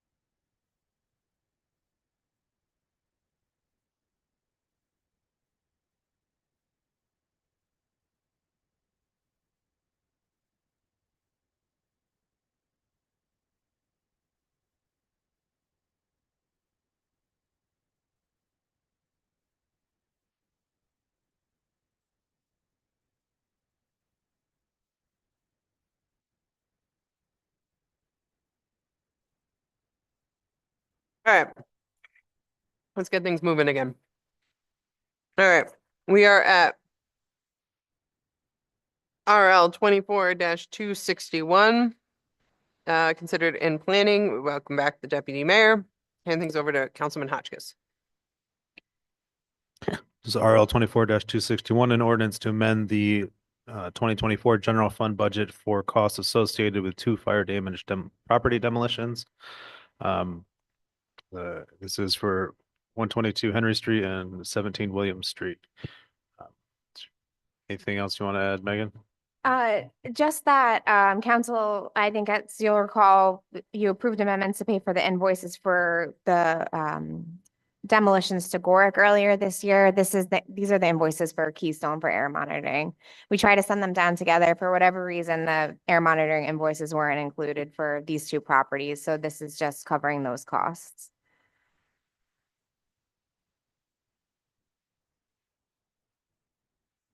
Further discussion? Motion to expedite RL 24-261. Second. Motioned by Councilman Kavanaugh, seconded by Councilman Dundon. Explanation on the form is expedition is needed to pay outstanding invoices before end of year. Any further discussion on that or questions? Clerk can call the roll. Councilmember Porter, Nay. Councilmember Middleton, Sorry. Councilmember Kavanaugh, I'm sorry. Aye. Councilmember Dundon, Aye. Councilmember Costi, Aye. Councilmember Hotchkiss, Aye. Council President Matavetsky. Hi. Thank you. That's 6-1. Okay, RL 24-261 will be on the business meeting this Wednesday, expedited. Thank you. Next, we have RL 24-262, also considered in planning with Councilman Hotchkiss and with the deputy mayor. It's an ordinance to amend the 2024 general fund budget for emergency demolition at 9 Telegraph Street. So go ahead. Sure. So 9 Telegraph Street, this was not a fire damage property. This is actually, this was emergency demolition of a detached garage that had partially collapsed and needed to be torn down. So it's 10,324 in total, and that covers both the demolition cost to Gorick and the air monitoring to Keystone. My question is, in the letter says the costs, the estimated cost of this action is about or up to $50,000. So is it, but it seems like it's a lot cheaper than that. That's it's just right here in the letter from you. I'm guessing it's a form. You're on I'm it. guessing it's Oh, a form. it's a, yeah. Sorry. But there's, It's or from- maybe there's sure. a statutory limit. I don't. Is it just a, Yeah, so I think these are typically sent out, these are typically sent out when they have fire damage properties, and since this was just a garage, it came in much lower would be my guess on that. okay. So I think this is the first one we've had that's been a full on, like, code went out and it's unsafe and it's been condemned and the property owner didn't, just like, it went through the whole process. It was not emergency like after a fire. Yeah, So this is somewhat unusual. some of our fire damage properties, like the ones on Henry Street, if they're so severe, the fire department will hold the scene and contact Gorick to come and demo like as soon as possible. There are other fire damage property demolitions where it does go through the code process. And the owner is contacted and it's determined by the fire marshal based on the damage that it has to come down, but it's not like an imminent danger of collapse necessarily. So I would say it's more unusual that it's a garage. We don't typically do that. But not necessarily the timing of it. Yeah, because with like the Williams Street, that didn't need to be immediate, so code did go in there and then deemed it condemned and it was torn down at a later date. Do you have any idea if this is on the vacant property list? I'm just seeing that the owner is in St. Paul, Minnesota. If it's on the vacant property registry, Yeah. I don't know. I can find out for you from John Okay. Northgate. Yeah, it's owned by a bank. Oh. I can find out. Expecting that the bank's insurance will repay. I think that's the hope we'll place a lien on the property as we do with these. So that will be on their tab one way or the other. There a motion to expedite? Motion to expedite. I'll second. Motion by Councilman Hotchkiss, seconded by Councilman Dundon. The explanation on the form is expedition is needed to pay the outstanding invoice before end of year. Any further discussion? If not, clerk can call the roll. Councilmember Porter, Hey, Councilmember Middleton. Aye. Councilmember Kavanaugh. Aye. Councilmember Dundon. Aye. Councilmember Costi. Aye. Councilmember Hotchkiss. Aye. Council President Matavetsky. Aye. Thank you. That's 6-1. Okay. RL 24-262 will be on Wednesday's business meeting. All right. That brings us to RL 24-265, considered in municipal and public affairs, handing things over to Councilwoman Middleton and welcoming down Deputy Clerk Samantha Costello. Hello. Hi, how are you? Good. This is RL 24-265, a resolution authorizing fireworks display for New Year's Eve with visions of Federal Credit Union and Social on the State. Yep. So this is, once again, I'm back here for a fireworks resolution. It is the responsibility of council to vote on any fireworks permit. The permit has met requirements and been reviewed by all parties for over 7 to 9 business days. The applicant has paid for the permit, so. I was going to ask that. Yep. Yes, the applicant remitted payment already. And if you have any questions, I'm happy to answer. The request for expedition is just so that we can issue the permit within the time period. I'll make a motion to expedite. Second. Motion by Councilwoman Middleton, seconded by Councilman Dundon. Discussion? Well, I'm just curious. Are they doing a pop-up at social or something? Is it social? No, stand so doesn't this exist? is the same fireworks display that they've been doing. As far as I could tell from the legislative database, they've done this for the past couple of years. It's at the Mirabito Baseball Stadium parking lot and sort of like on the edge of the train tracks. They've done it every year for at least, as far as I can tell, the last 4 years. Okay. I mean, I just that social on state isn't open anymore. Yeah, I think it's more- the name of the applicant is Visions FCU/Social on State. So I just Okay. reflected accordingly. All right. Clerk can call the roll. Councilmember Porter,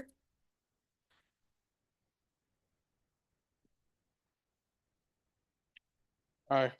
Councilmember Middleton. Aye. Councilmember Kavanaugh. Aye. Councilmember Dundon. Aye. Councilmember Costi. Aye. Councilmember Hotchkiss. Aye. Council President Matavetsky. Aye. Thank you. It's 7-0. Thank you. you. Number on that.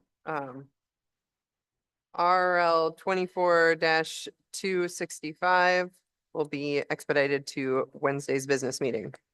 Next, we have RL 24-266, considered in planning. Councilmember Hotchkiss. It's RL 24-266, an ordinance to amend the general fund budget to allocate ARPA funding to the Southern Door Community Land Trust.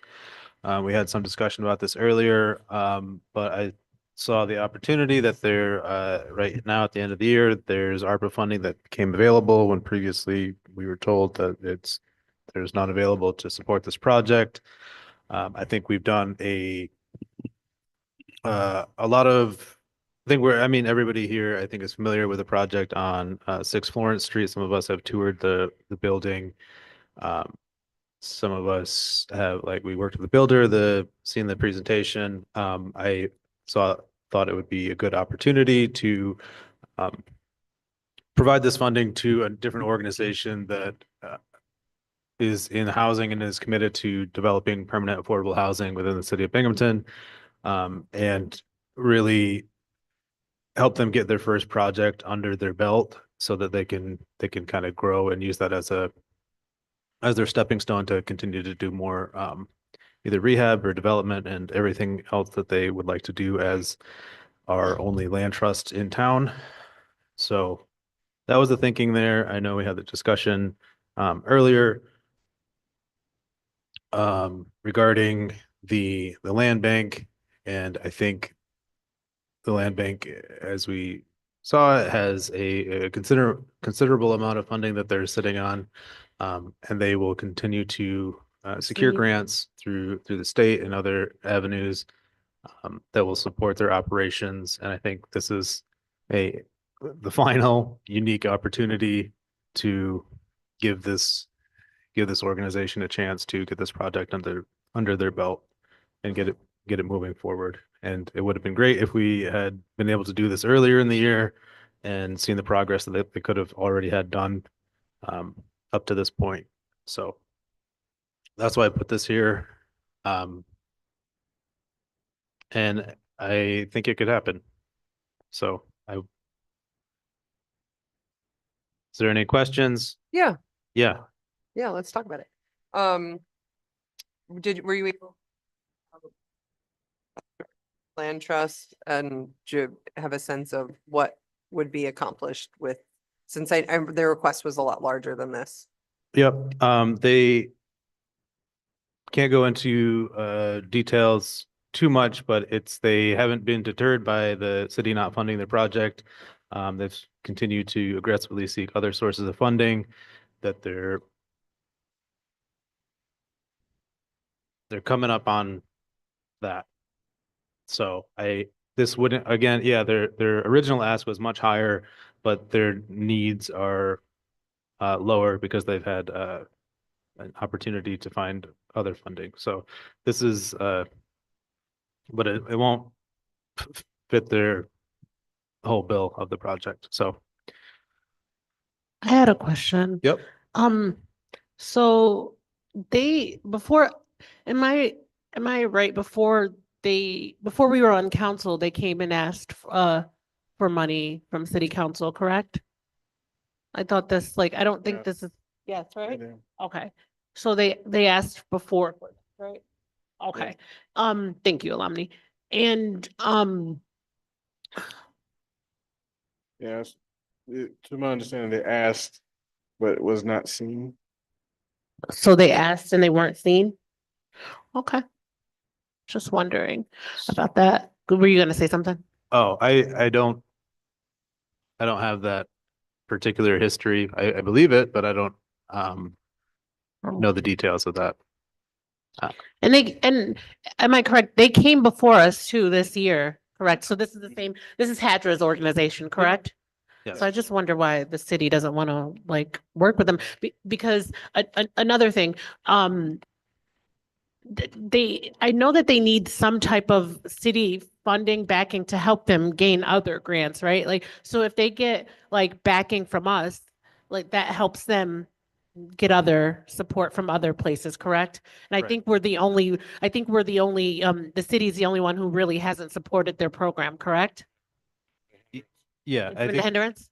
I think with the mayor, how he likes to use money, which is, I think it's a good use of funding, but to do the seed funding, to demonstrate that the city's interest, and then be able to, use that demonstration, to, seek state funding and show that the city is supporting a project, Yes. so that the state will also support it. I think this is So in the ultimately, same simple vein, yes. but not necessarily identical.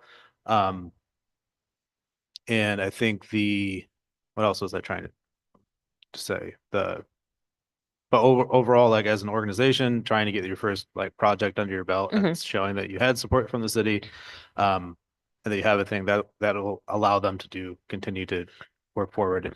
And So it's we have the land bank, or the First Ward Action Council, they all had their first project, which look at what we've been able to do, been successful. Now we can move forward to get more funding, because it's we have this proven track record. Yes.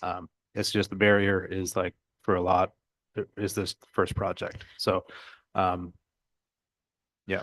Which was kind of what I was saying before, back where when we had the other presenters, but just a few things. One, I'm just not sure why the city wouldn't want to work with Southern Landor. I just don't understand why they wouldn't want to work with Southern Door Community Land Trust. I remember speaking with Hadra, and I asked her, what happened through the process. And she said she was told by planning that they had to be a CHOTO in order to receive some funding.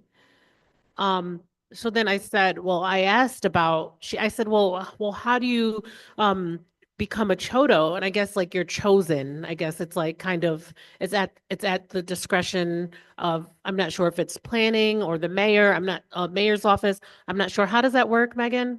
Like, do you know how chodo works? Is it like, is it,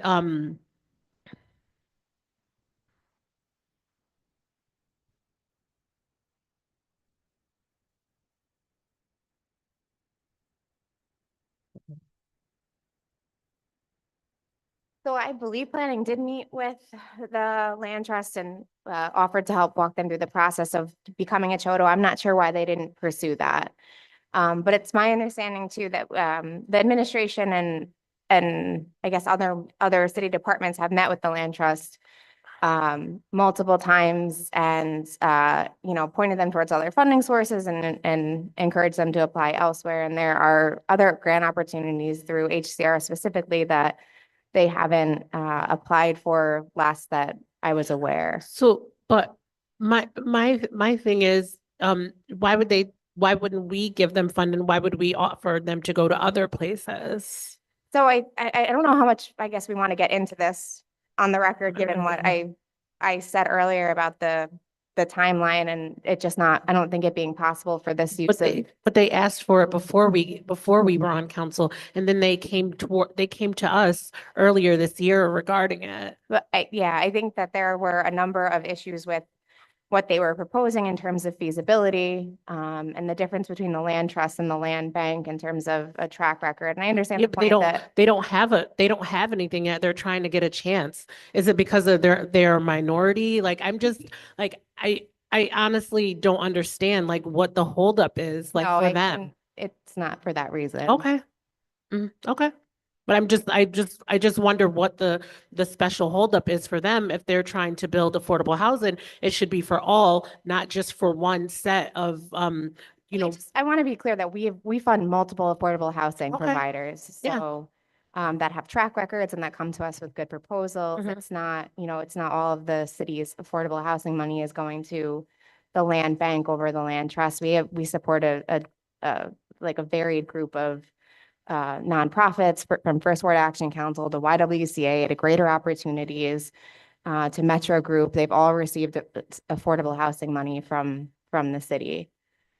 But it just, to me, it seems like it's going to the same people when there's Southern Door Land the Southern Door Land Community Trust. They've asked for this before we got on council. And even if they, and my thing is, even if they didn't, have the things that they needed, why couldn't we as a city help them get to what they need? Because that's going to help people in the end.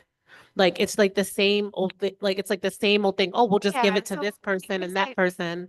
I would just say the city has a limited number of resources and we have to be smart with how we're allocating those resources. So you're saying that the Southern Door Community Land Trust isn't smart? Like, No, I I'm don't. saying the city has to be smart with how we're allocating our limited resources to support affordable housing. And we believe that the best use is supporting organizations that have proposals that pencil out, that have a track record of building affordable housing, that have other state grant funding. So it's not just the city's money going out there and there's no other funding coming in to support it to make the projects happen. Was that I've heard this, you say this before, but I think we just completely bankrolled the Greater Opportunities project and there wasn't any state funding attached to that. The Greater Opportunities has had a long track record of Right, success but there of wasn't getting any state funding attached to that project. for the newest project. Yes.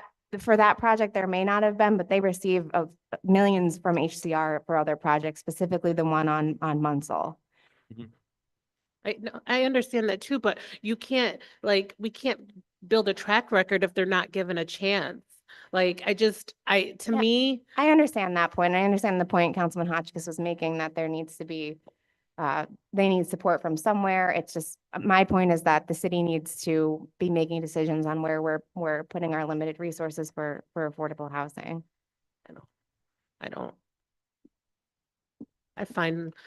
I honestly find that different. I find like, the city right now is they're allocating it to who they want to do it to. And that's just it to me. And like I said, it might be because they are a minority land trust group. I'm not sure what it is. They're the only, and I'm not sure what it is, but to me, that's what it seems like. Like they've been asking before we were even on council, and just been a bunch of roadblocks, and they're just trying to really help out with the housing issue. And their So proposal seems to be on par.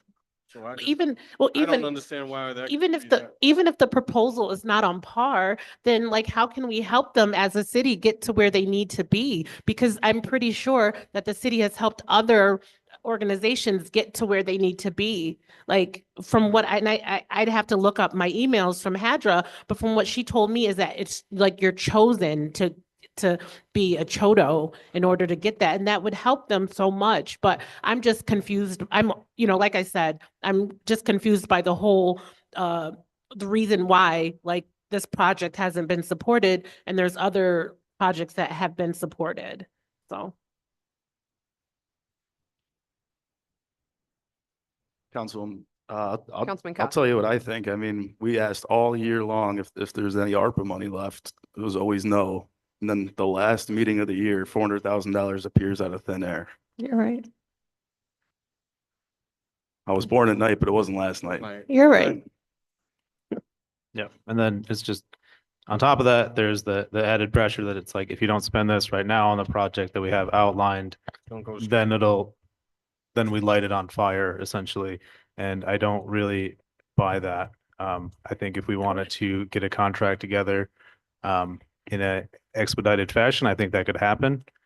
And I'd like to see that happen. And I think if we have all these other contracts that we've referenced in the past or have drafted over the last 4 years around ARPA, I think we could make this happen and move forward. And also So just, yeah. I'm sorry, go ahead. I didn't mean to interrupt you. Go ahead. I was just to respond to Councilman Costi. This is, I guess I don't want to get into a back and forth necessarily on, I think you're saying we're just lying about when we found out about this, and I don't want to get into a back and forth about that, but it's not like this is funding that's like going to a special, like it's going to build affordable housing.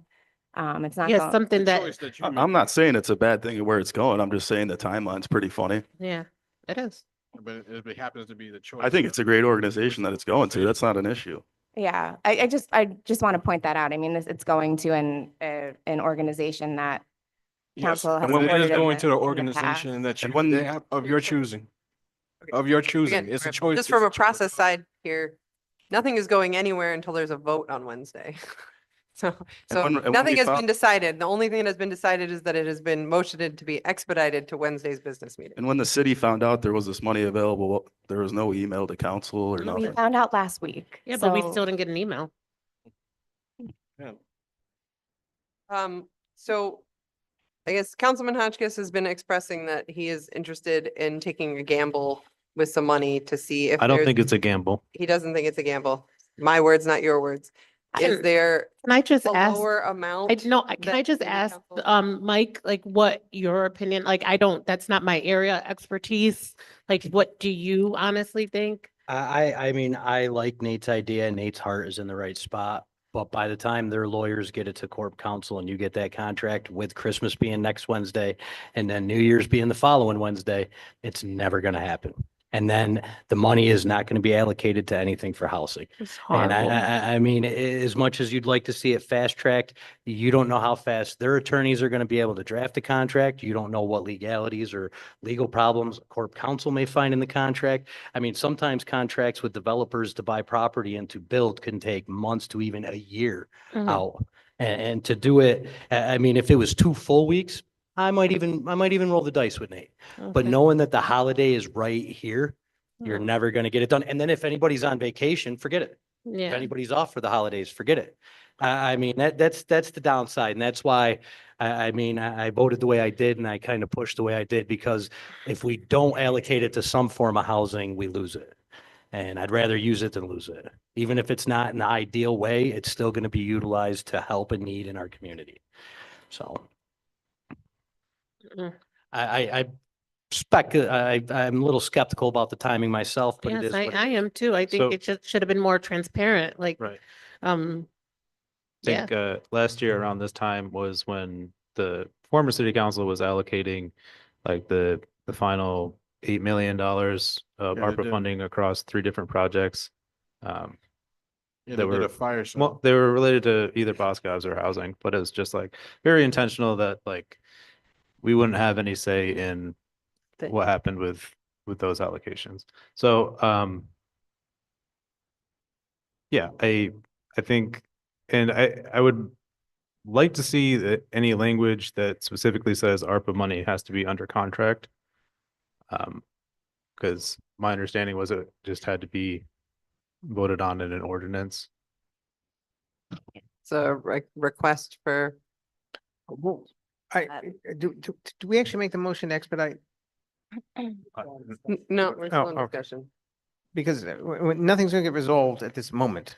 But if we just want to keep this alive till Wednesday, we should expedite it and Have more. have more information on Wednesday and keep both motions alive. Do you have a And, quick? and I can bring you response that to information. That's not a problem. The ARPA regulations and the Treasury came out with new facts that I think it's 17.1 that my staff took a webinar on it, and they specifically stated in the webinar that obligation means a contract of some sort signed by a vendor or salaries for 2026. Now, there's some other stipulations in there, but it's not just like in a budget by a resolution or by a resolution by a council. That's not obligating funds. But I'll bring you the actual regulation if I can find it. Okay. Yeah, I'd like to see that too, Sure. Chuck, just for my Sure. own knowledge. Yep, not a problem. I mean, I guess there could also be some thought into if we, for this RL, want to put in a smaller number amount and see if something can get pushed through or Well, it if won't a even, smaller it amount won't is even not matter if useful. we can't get a contract and like, that's the main thing. It like, it doesn't matter about the small amount. It's about the contract. If we can't get the contract through, like, it doesn't. At the end of the day, even if you get it all the way through legal, you still have to have the mayor sign it. Oh, okay. Oh.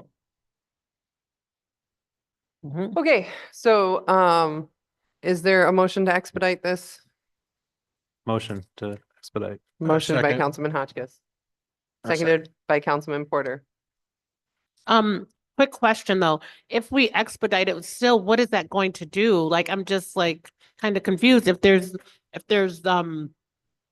we don't have the funds for it, like if we can't get it through and we know the mayor's not gonna sign it.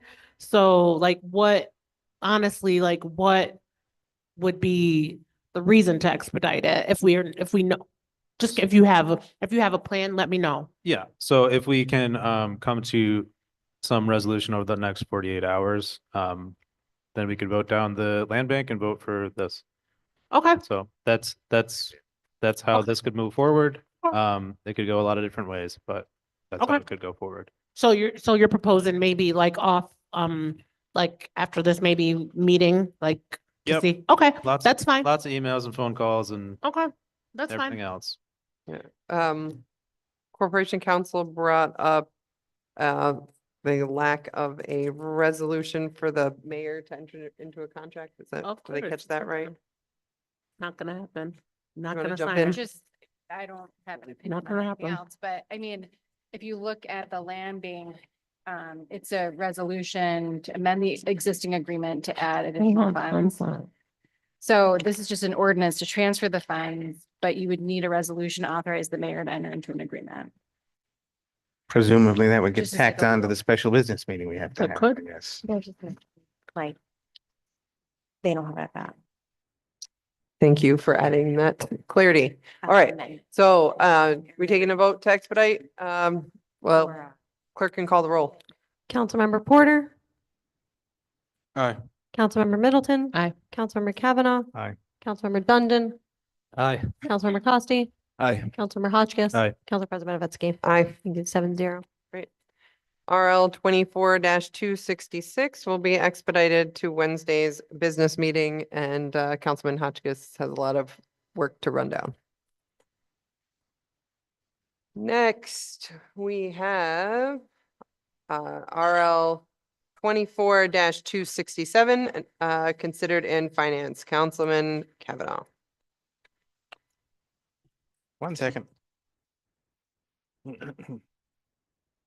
Oh.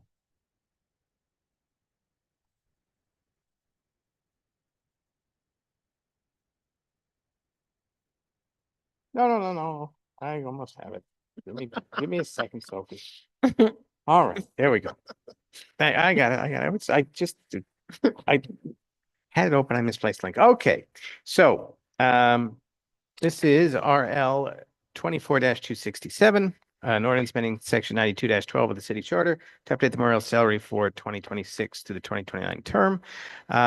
Basically, according to section 92-12, we either act and do this, or the mayor's salary simply adjusts based on CPI for the next term. We have to, the theory behind this section of the charter is that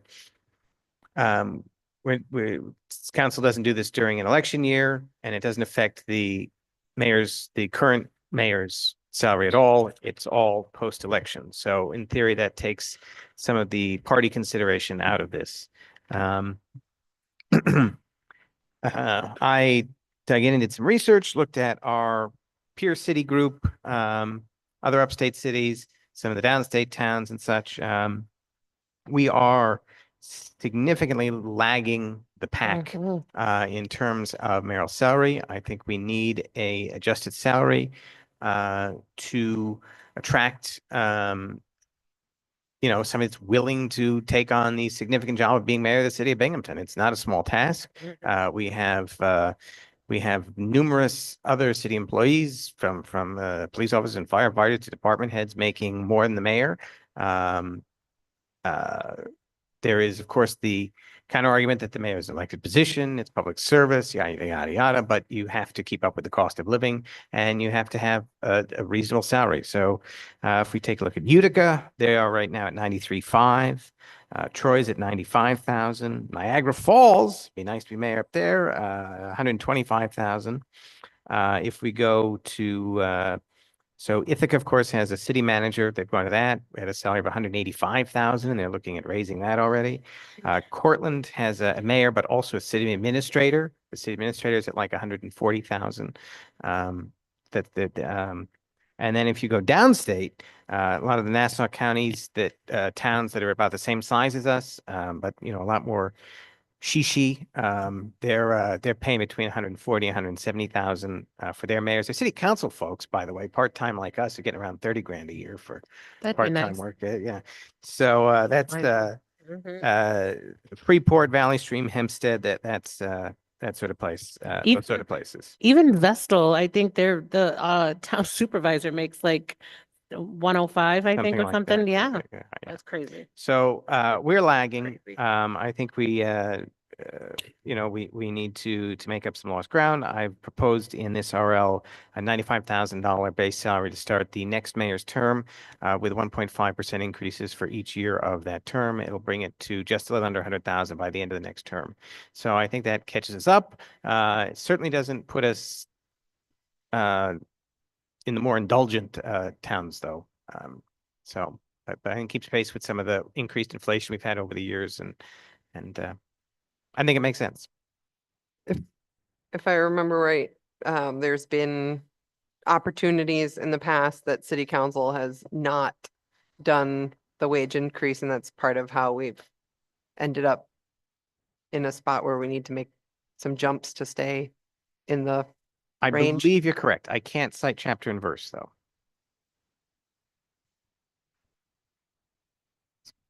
May I say something?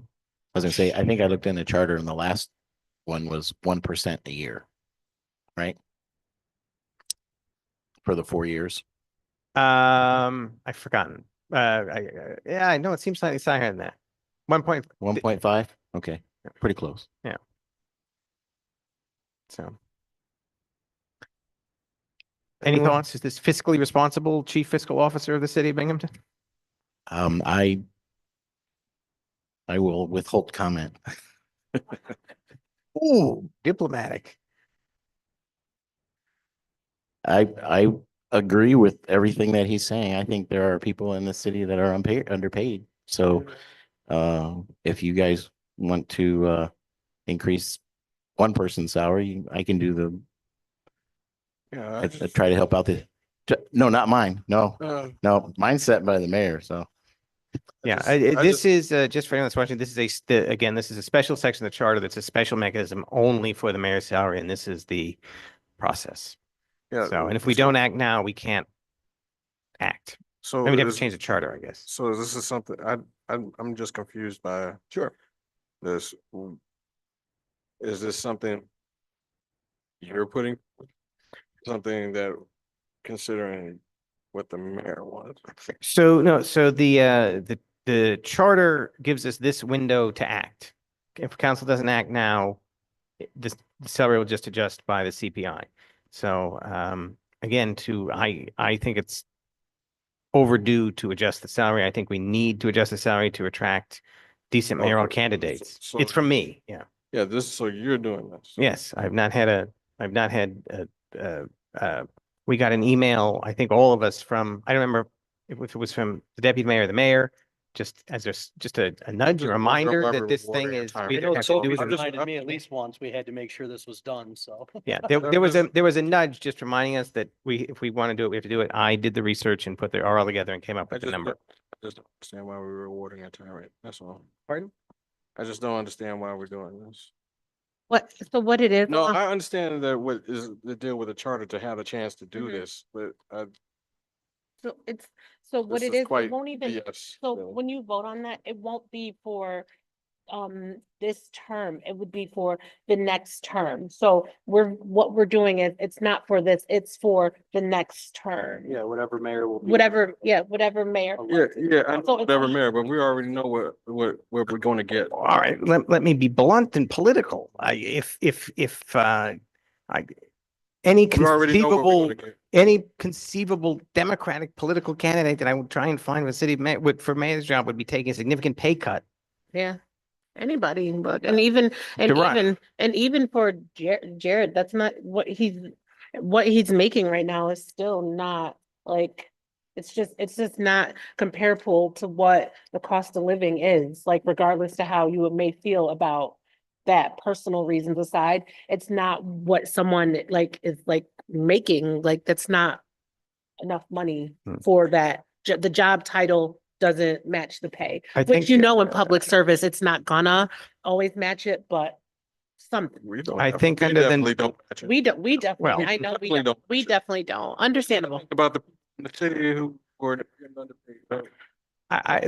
I'll give you an example. A firefighter, I think under the new contract comes in at 46 and at year 5 is making 88, 10,000 more than the mayor. Yeah. As they should. They're going in, exactly, they're going into a fire. Done fire. And they're You're going to gonna be actually at save Sucker Breed lives. to do that. for- They're actually doing CPR. They're actually, Well, I like everything that Councilman Kavanaugh said. I'm gonna make the motion to expedite. Second.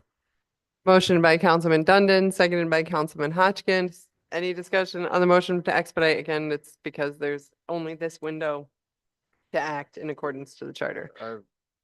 Okay, all right. The clerk can call the roll unless Councilman Porter, you want to say something else? I already said it. Okay, great. Clerk can call Councilman the roll. Porter, look at it this way. It's not the person, it's the office. Okay. Because we already know what's gonna happen. We already know what's gonna happen. But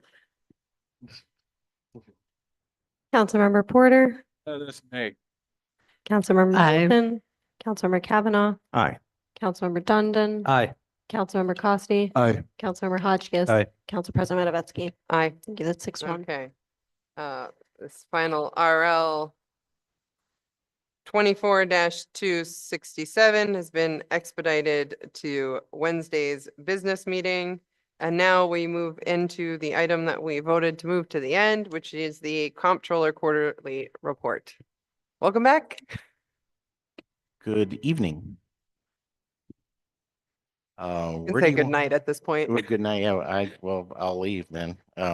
No, I don't know where you want to start with everything that's gone on tonight. I prepared, just a little something different. I compared, the third quarter of 2023 to the third quarter of 2024. Just so you can see where we're standing now compared to last year. So basically, last year, general fund revenues between 2023 and 2024 is down $1.5 million, but our expenses at this point in time are down $4 million. So basically that's due to, all our ARPA funding is dwindling and our ARPA revenue is dwindling.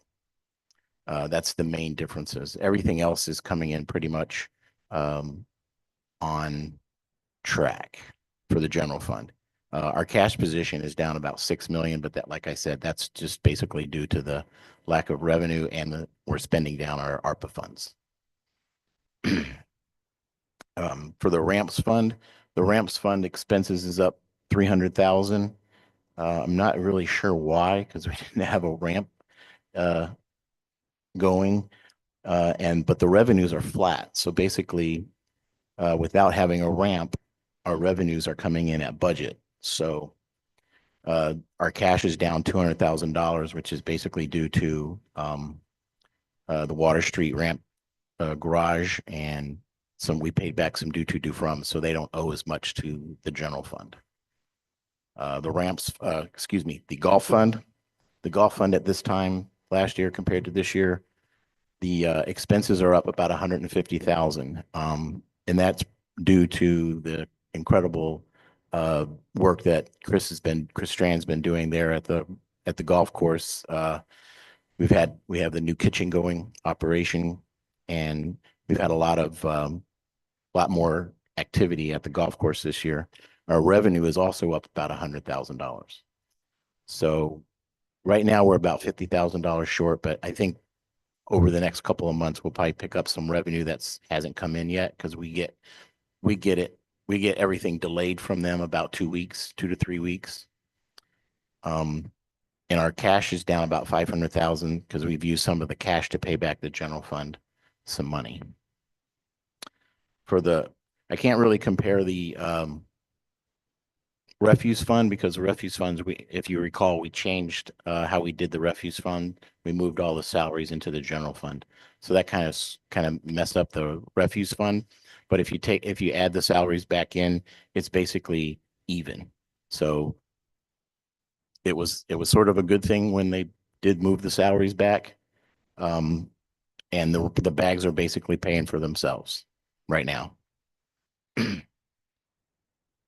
For the water fund expenses between last year and this year are up at this time about $60,000, but the revenue is down about $100,000.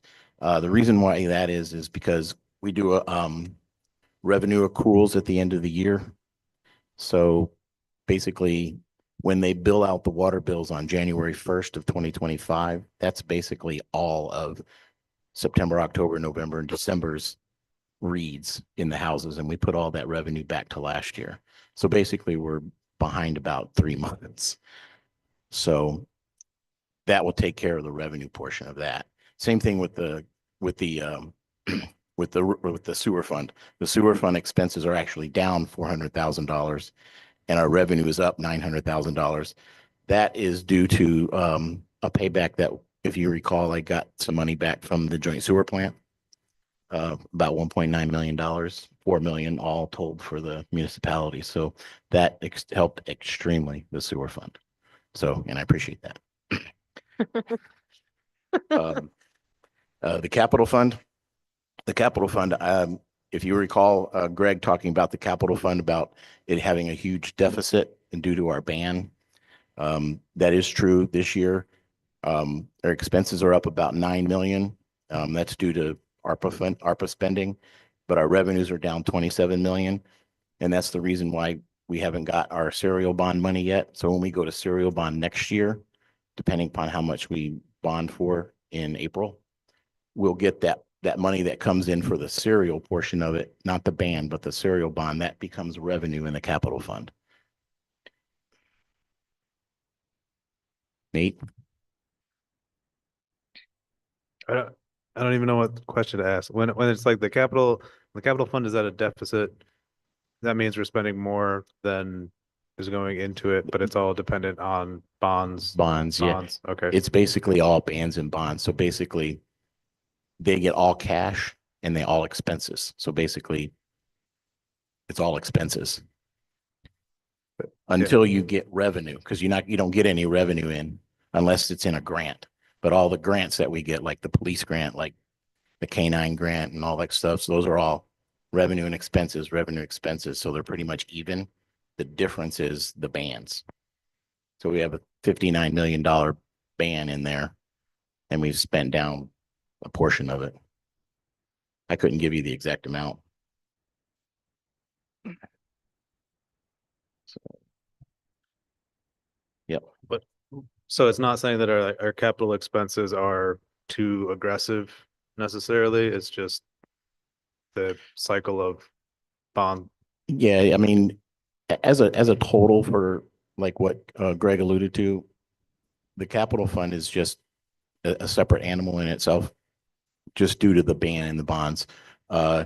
If you want to go into an analysis of our capital fund, I'd be glad to talk to you. We're doing that right now for our bond ordinance in January. So that was approved in the budget. And then we have to figure out how much we're actually going to borrow cash for that bond, for what projects are ongoing with the different departments.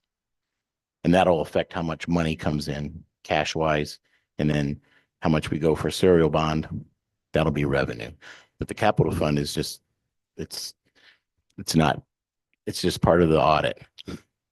That's where we just keep all our capital stuff. All right. Thank you. Yeah. And then the last fund that I went through was the insurance fund. The insurance fund expenses are up from last year to this year about 500,000. That was due to legal services, and the revenue is up about 400,000, and that's due to our demos. When we have the expenses, we get demo revenue, and our cash is about even. It's going down about 100,000 because we have less liabilities right now in our tail claims for long-term liability and for the workers' comp. Do we have an idea about how many of the past demos we've gotten actually paid back on, or do we have a kind of a percentage? What's our? I mean, I don't know off the top of my head, but I would think that's pretty easy that I can figure that out. It'd be nice to going know. through Like, I mean, this. we for the how long we how approve far the funds back, and do like the transfers, and just be 2 to 3 years, I guess, or just last year and this year. I don't know, whatever's not too hard to get a hold of. I mean, it'd be interesting. Do we have ones from a decade ago hanging out? I don't know. Ooh, okay. Well, I mean, see you what don't, can do. that might be hard, but yeah. I mean, they're all mostly in the insurance fund, so it's just one fund to look at. Not just Okay. one line, so it's just a big download. Okay. I recall when we voted on the bonds last spring, that one of the projects that was under kind of in the block of things that could be considered, and I knew it kind of related to if we got grants and whatnot, was the disabled accessibility for council chambers. Like, as far as I'm aware, like we haven't really moved on that. And I was wondering if that rolls over to next year, because we didn't put it into next year's budget, but kind of how that works when we approve bonding. I know it was a collection of projects and it seemed like it wasn't like, Okay, was it the bond ordinance that was in the budget?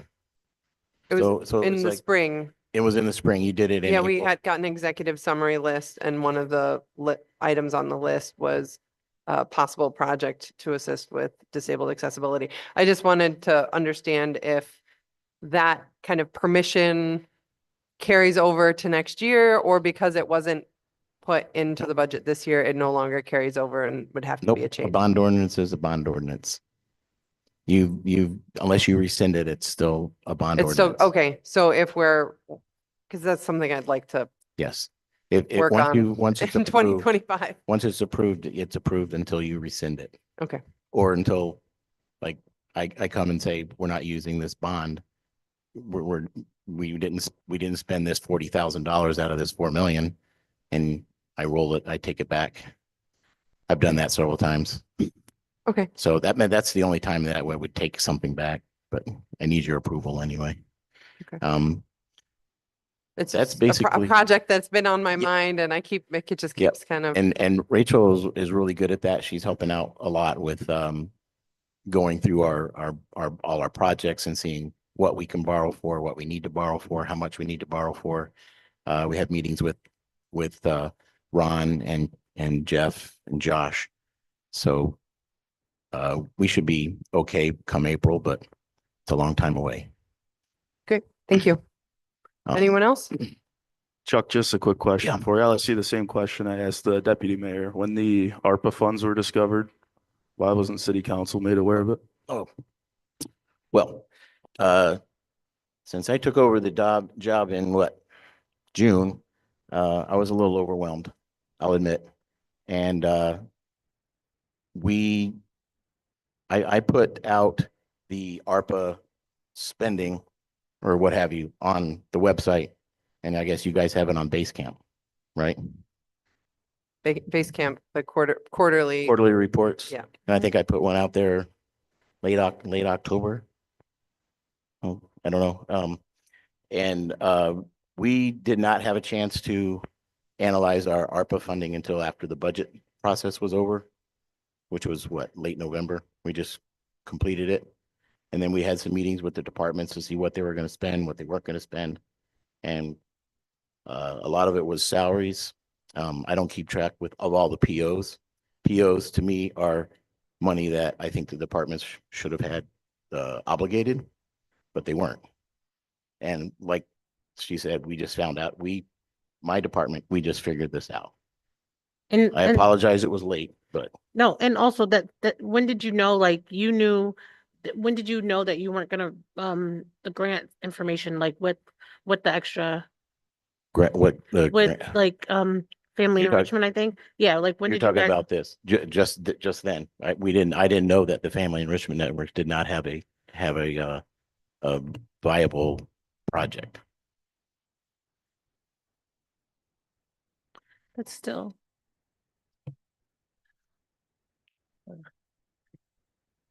I just think when it was discovered, an email should have been sent out. I mean, I'm gone in 2 weeks, but these people were here were elected to serve for 4 years. So I think they should have the opportunity to go over things and, have just as much information as everyone else. I agree. I agree. I'm in my office from pretty much 7 o'clock in the morning, and I usually leave around 6:30. So I'm there almost 12 hours a day.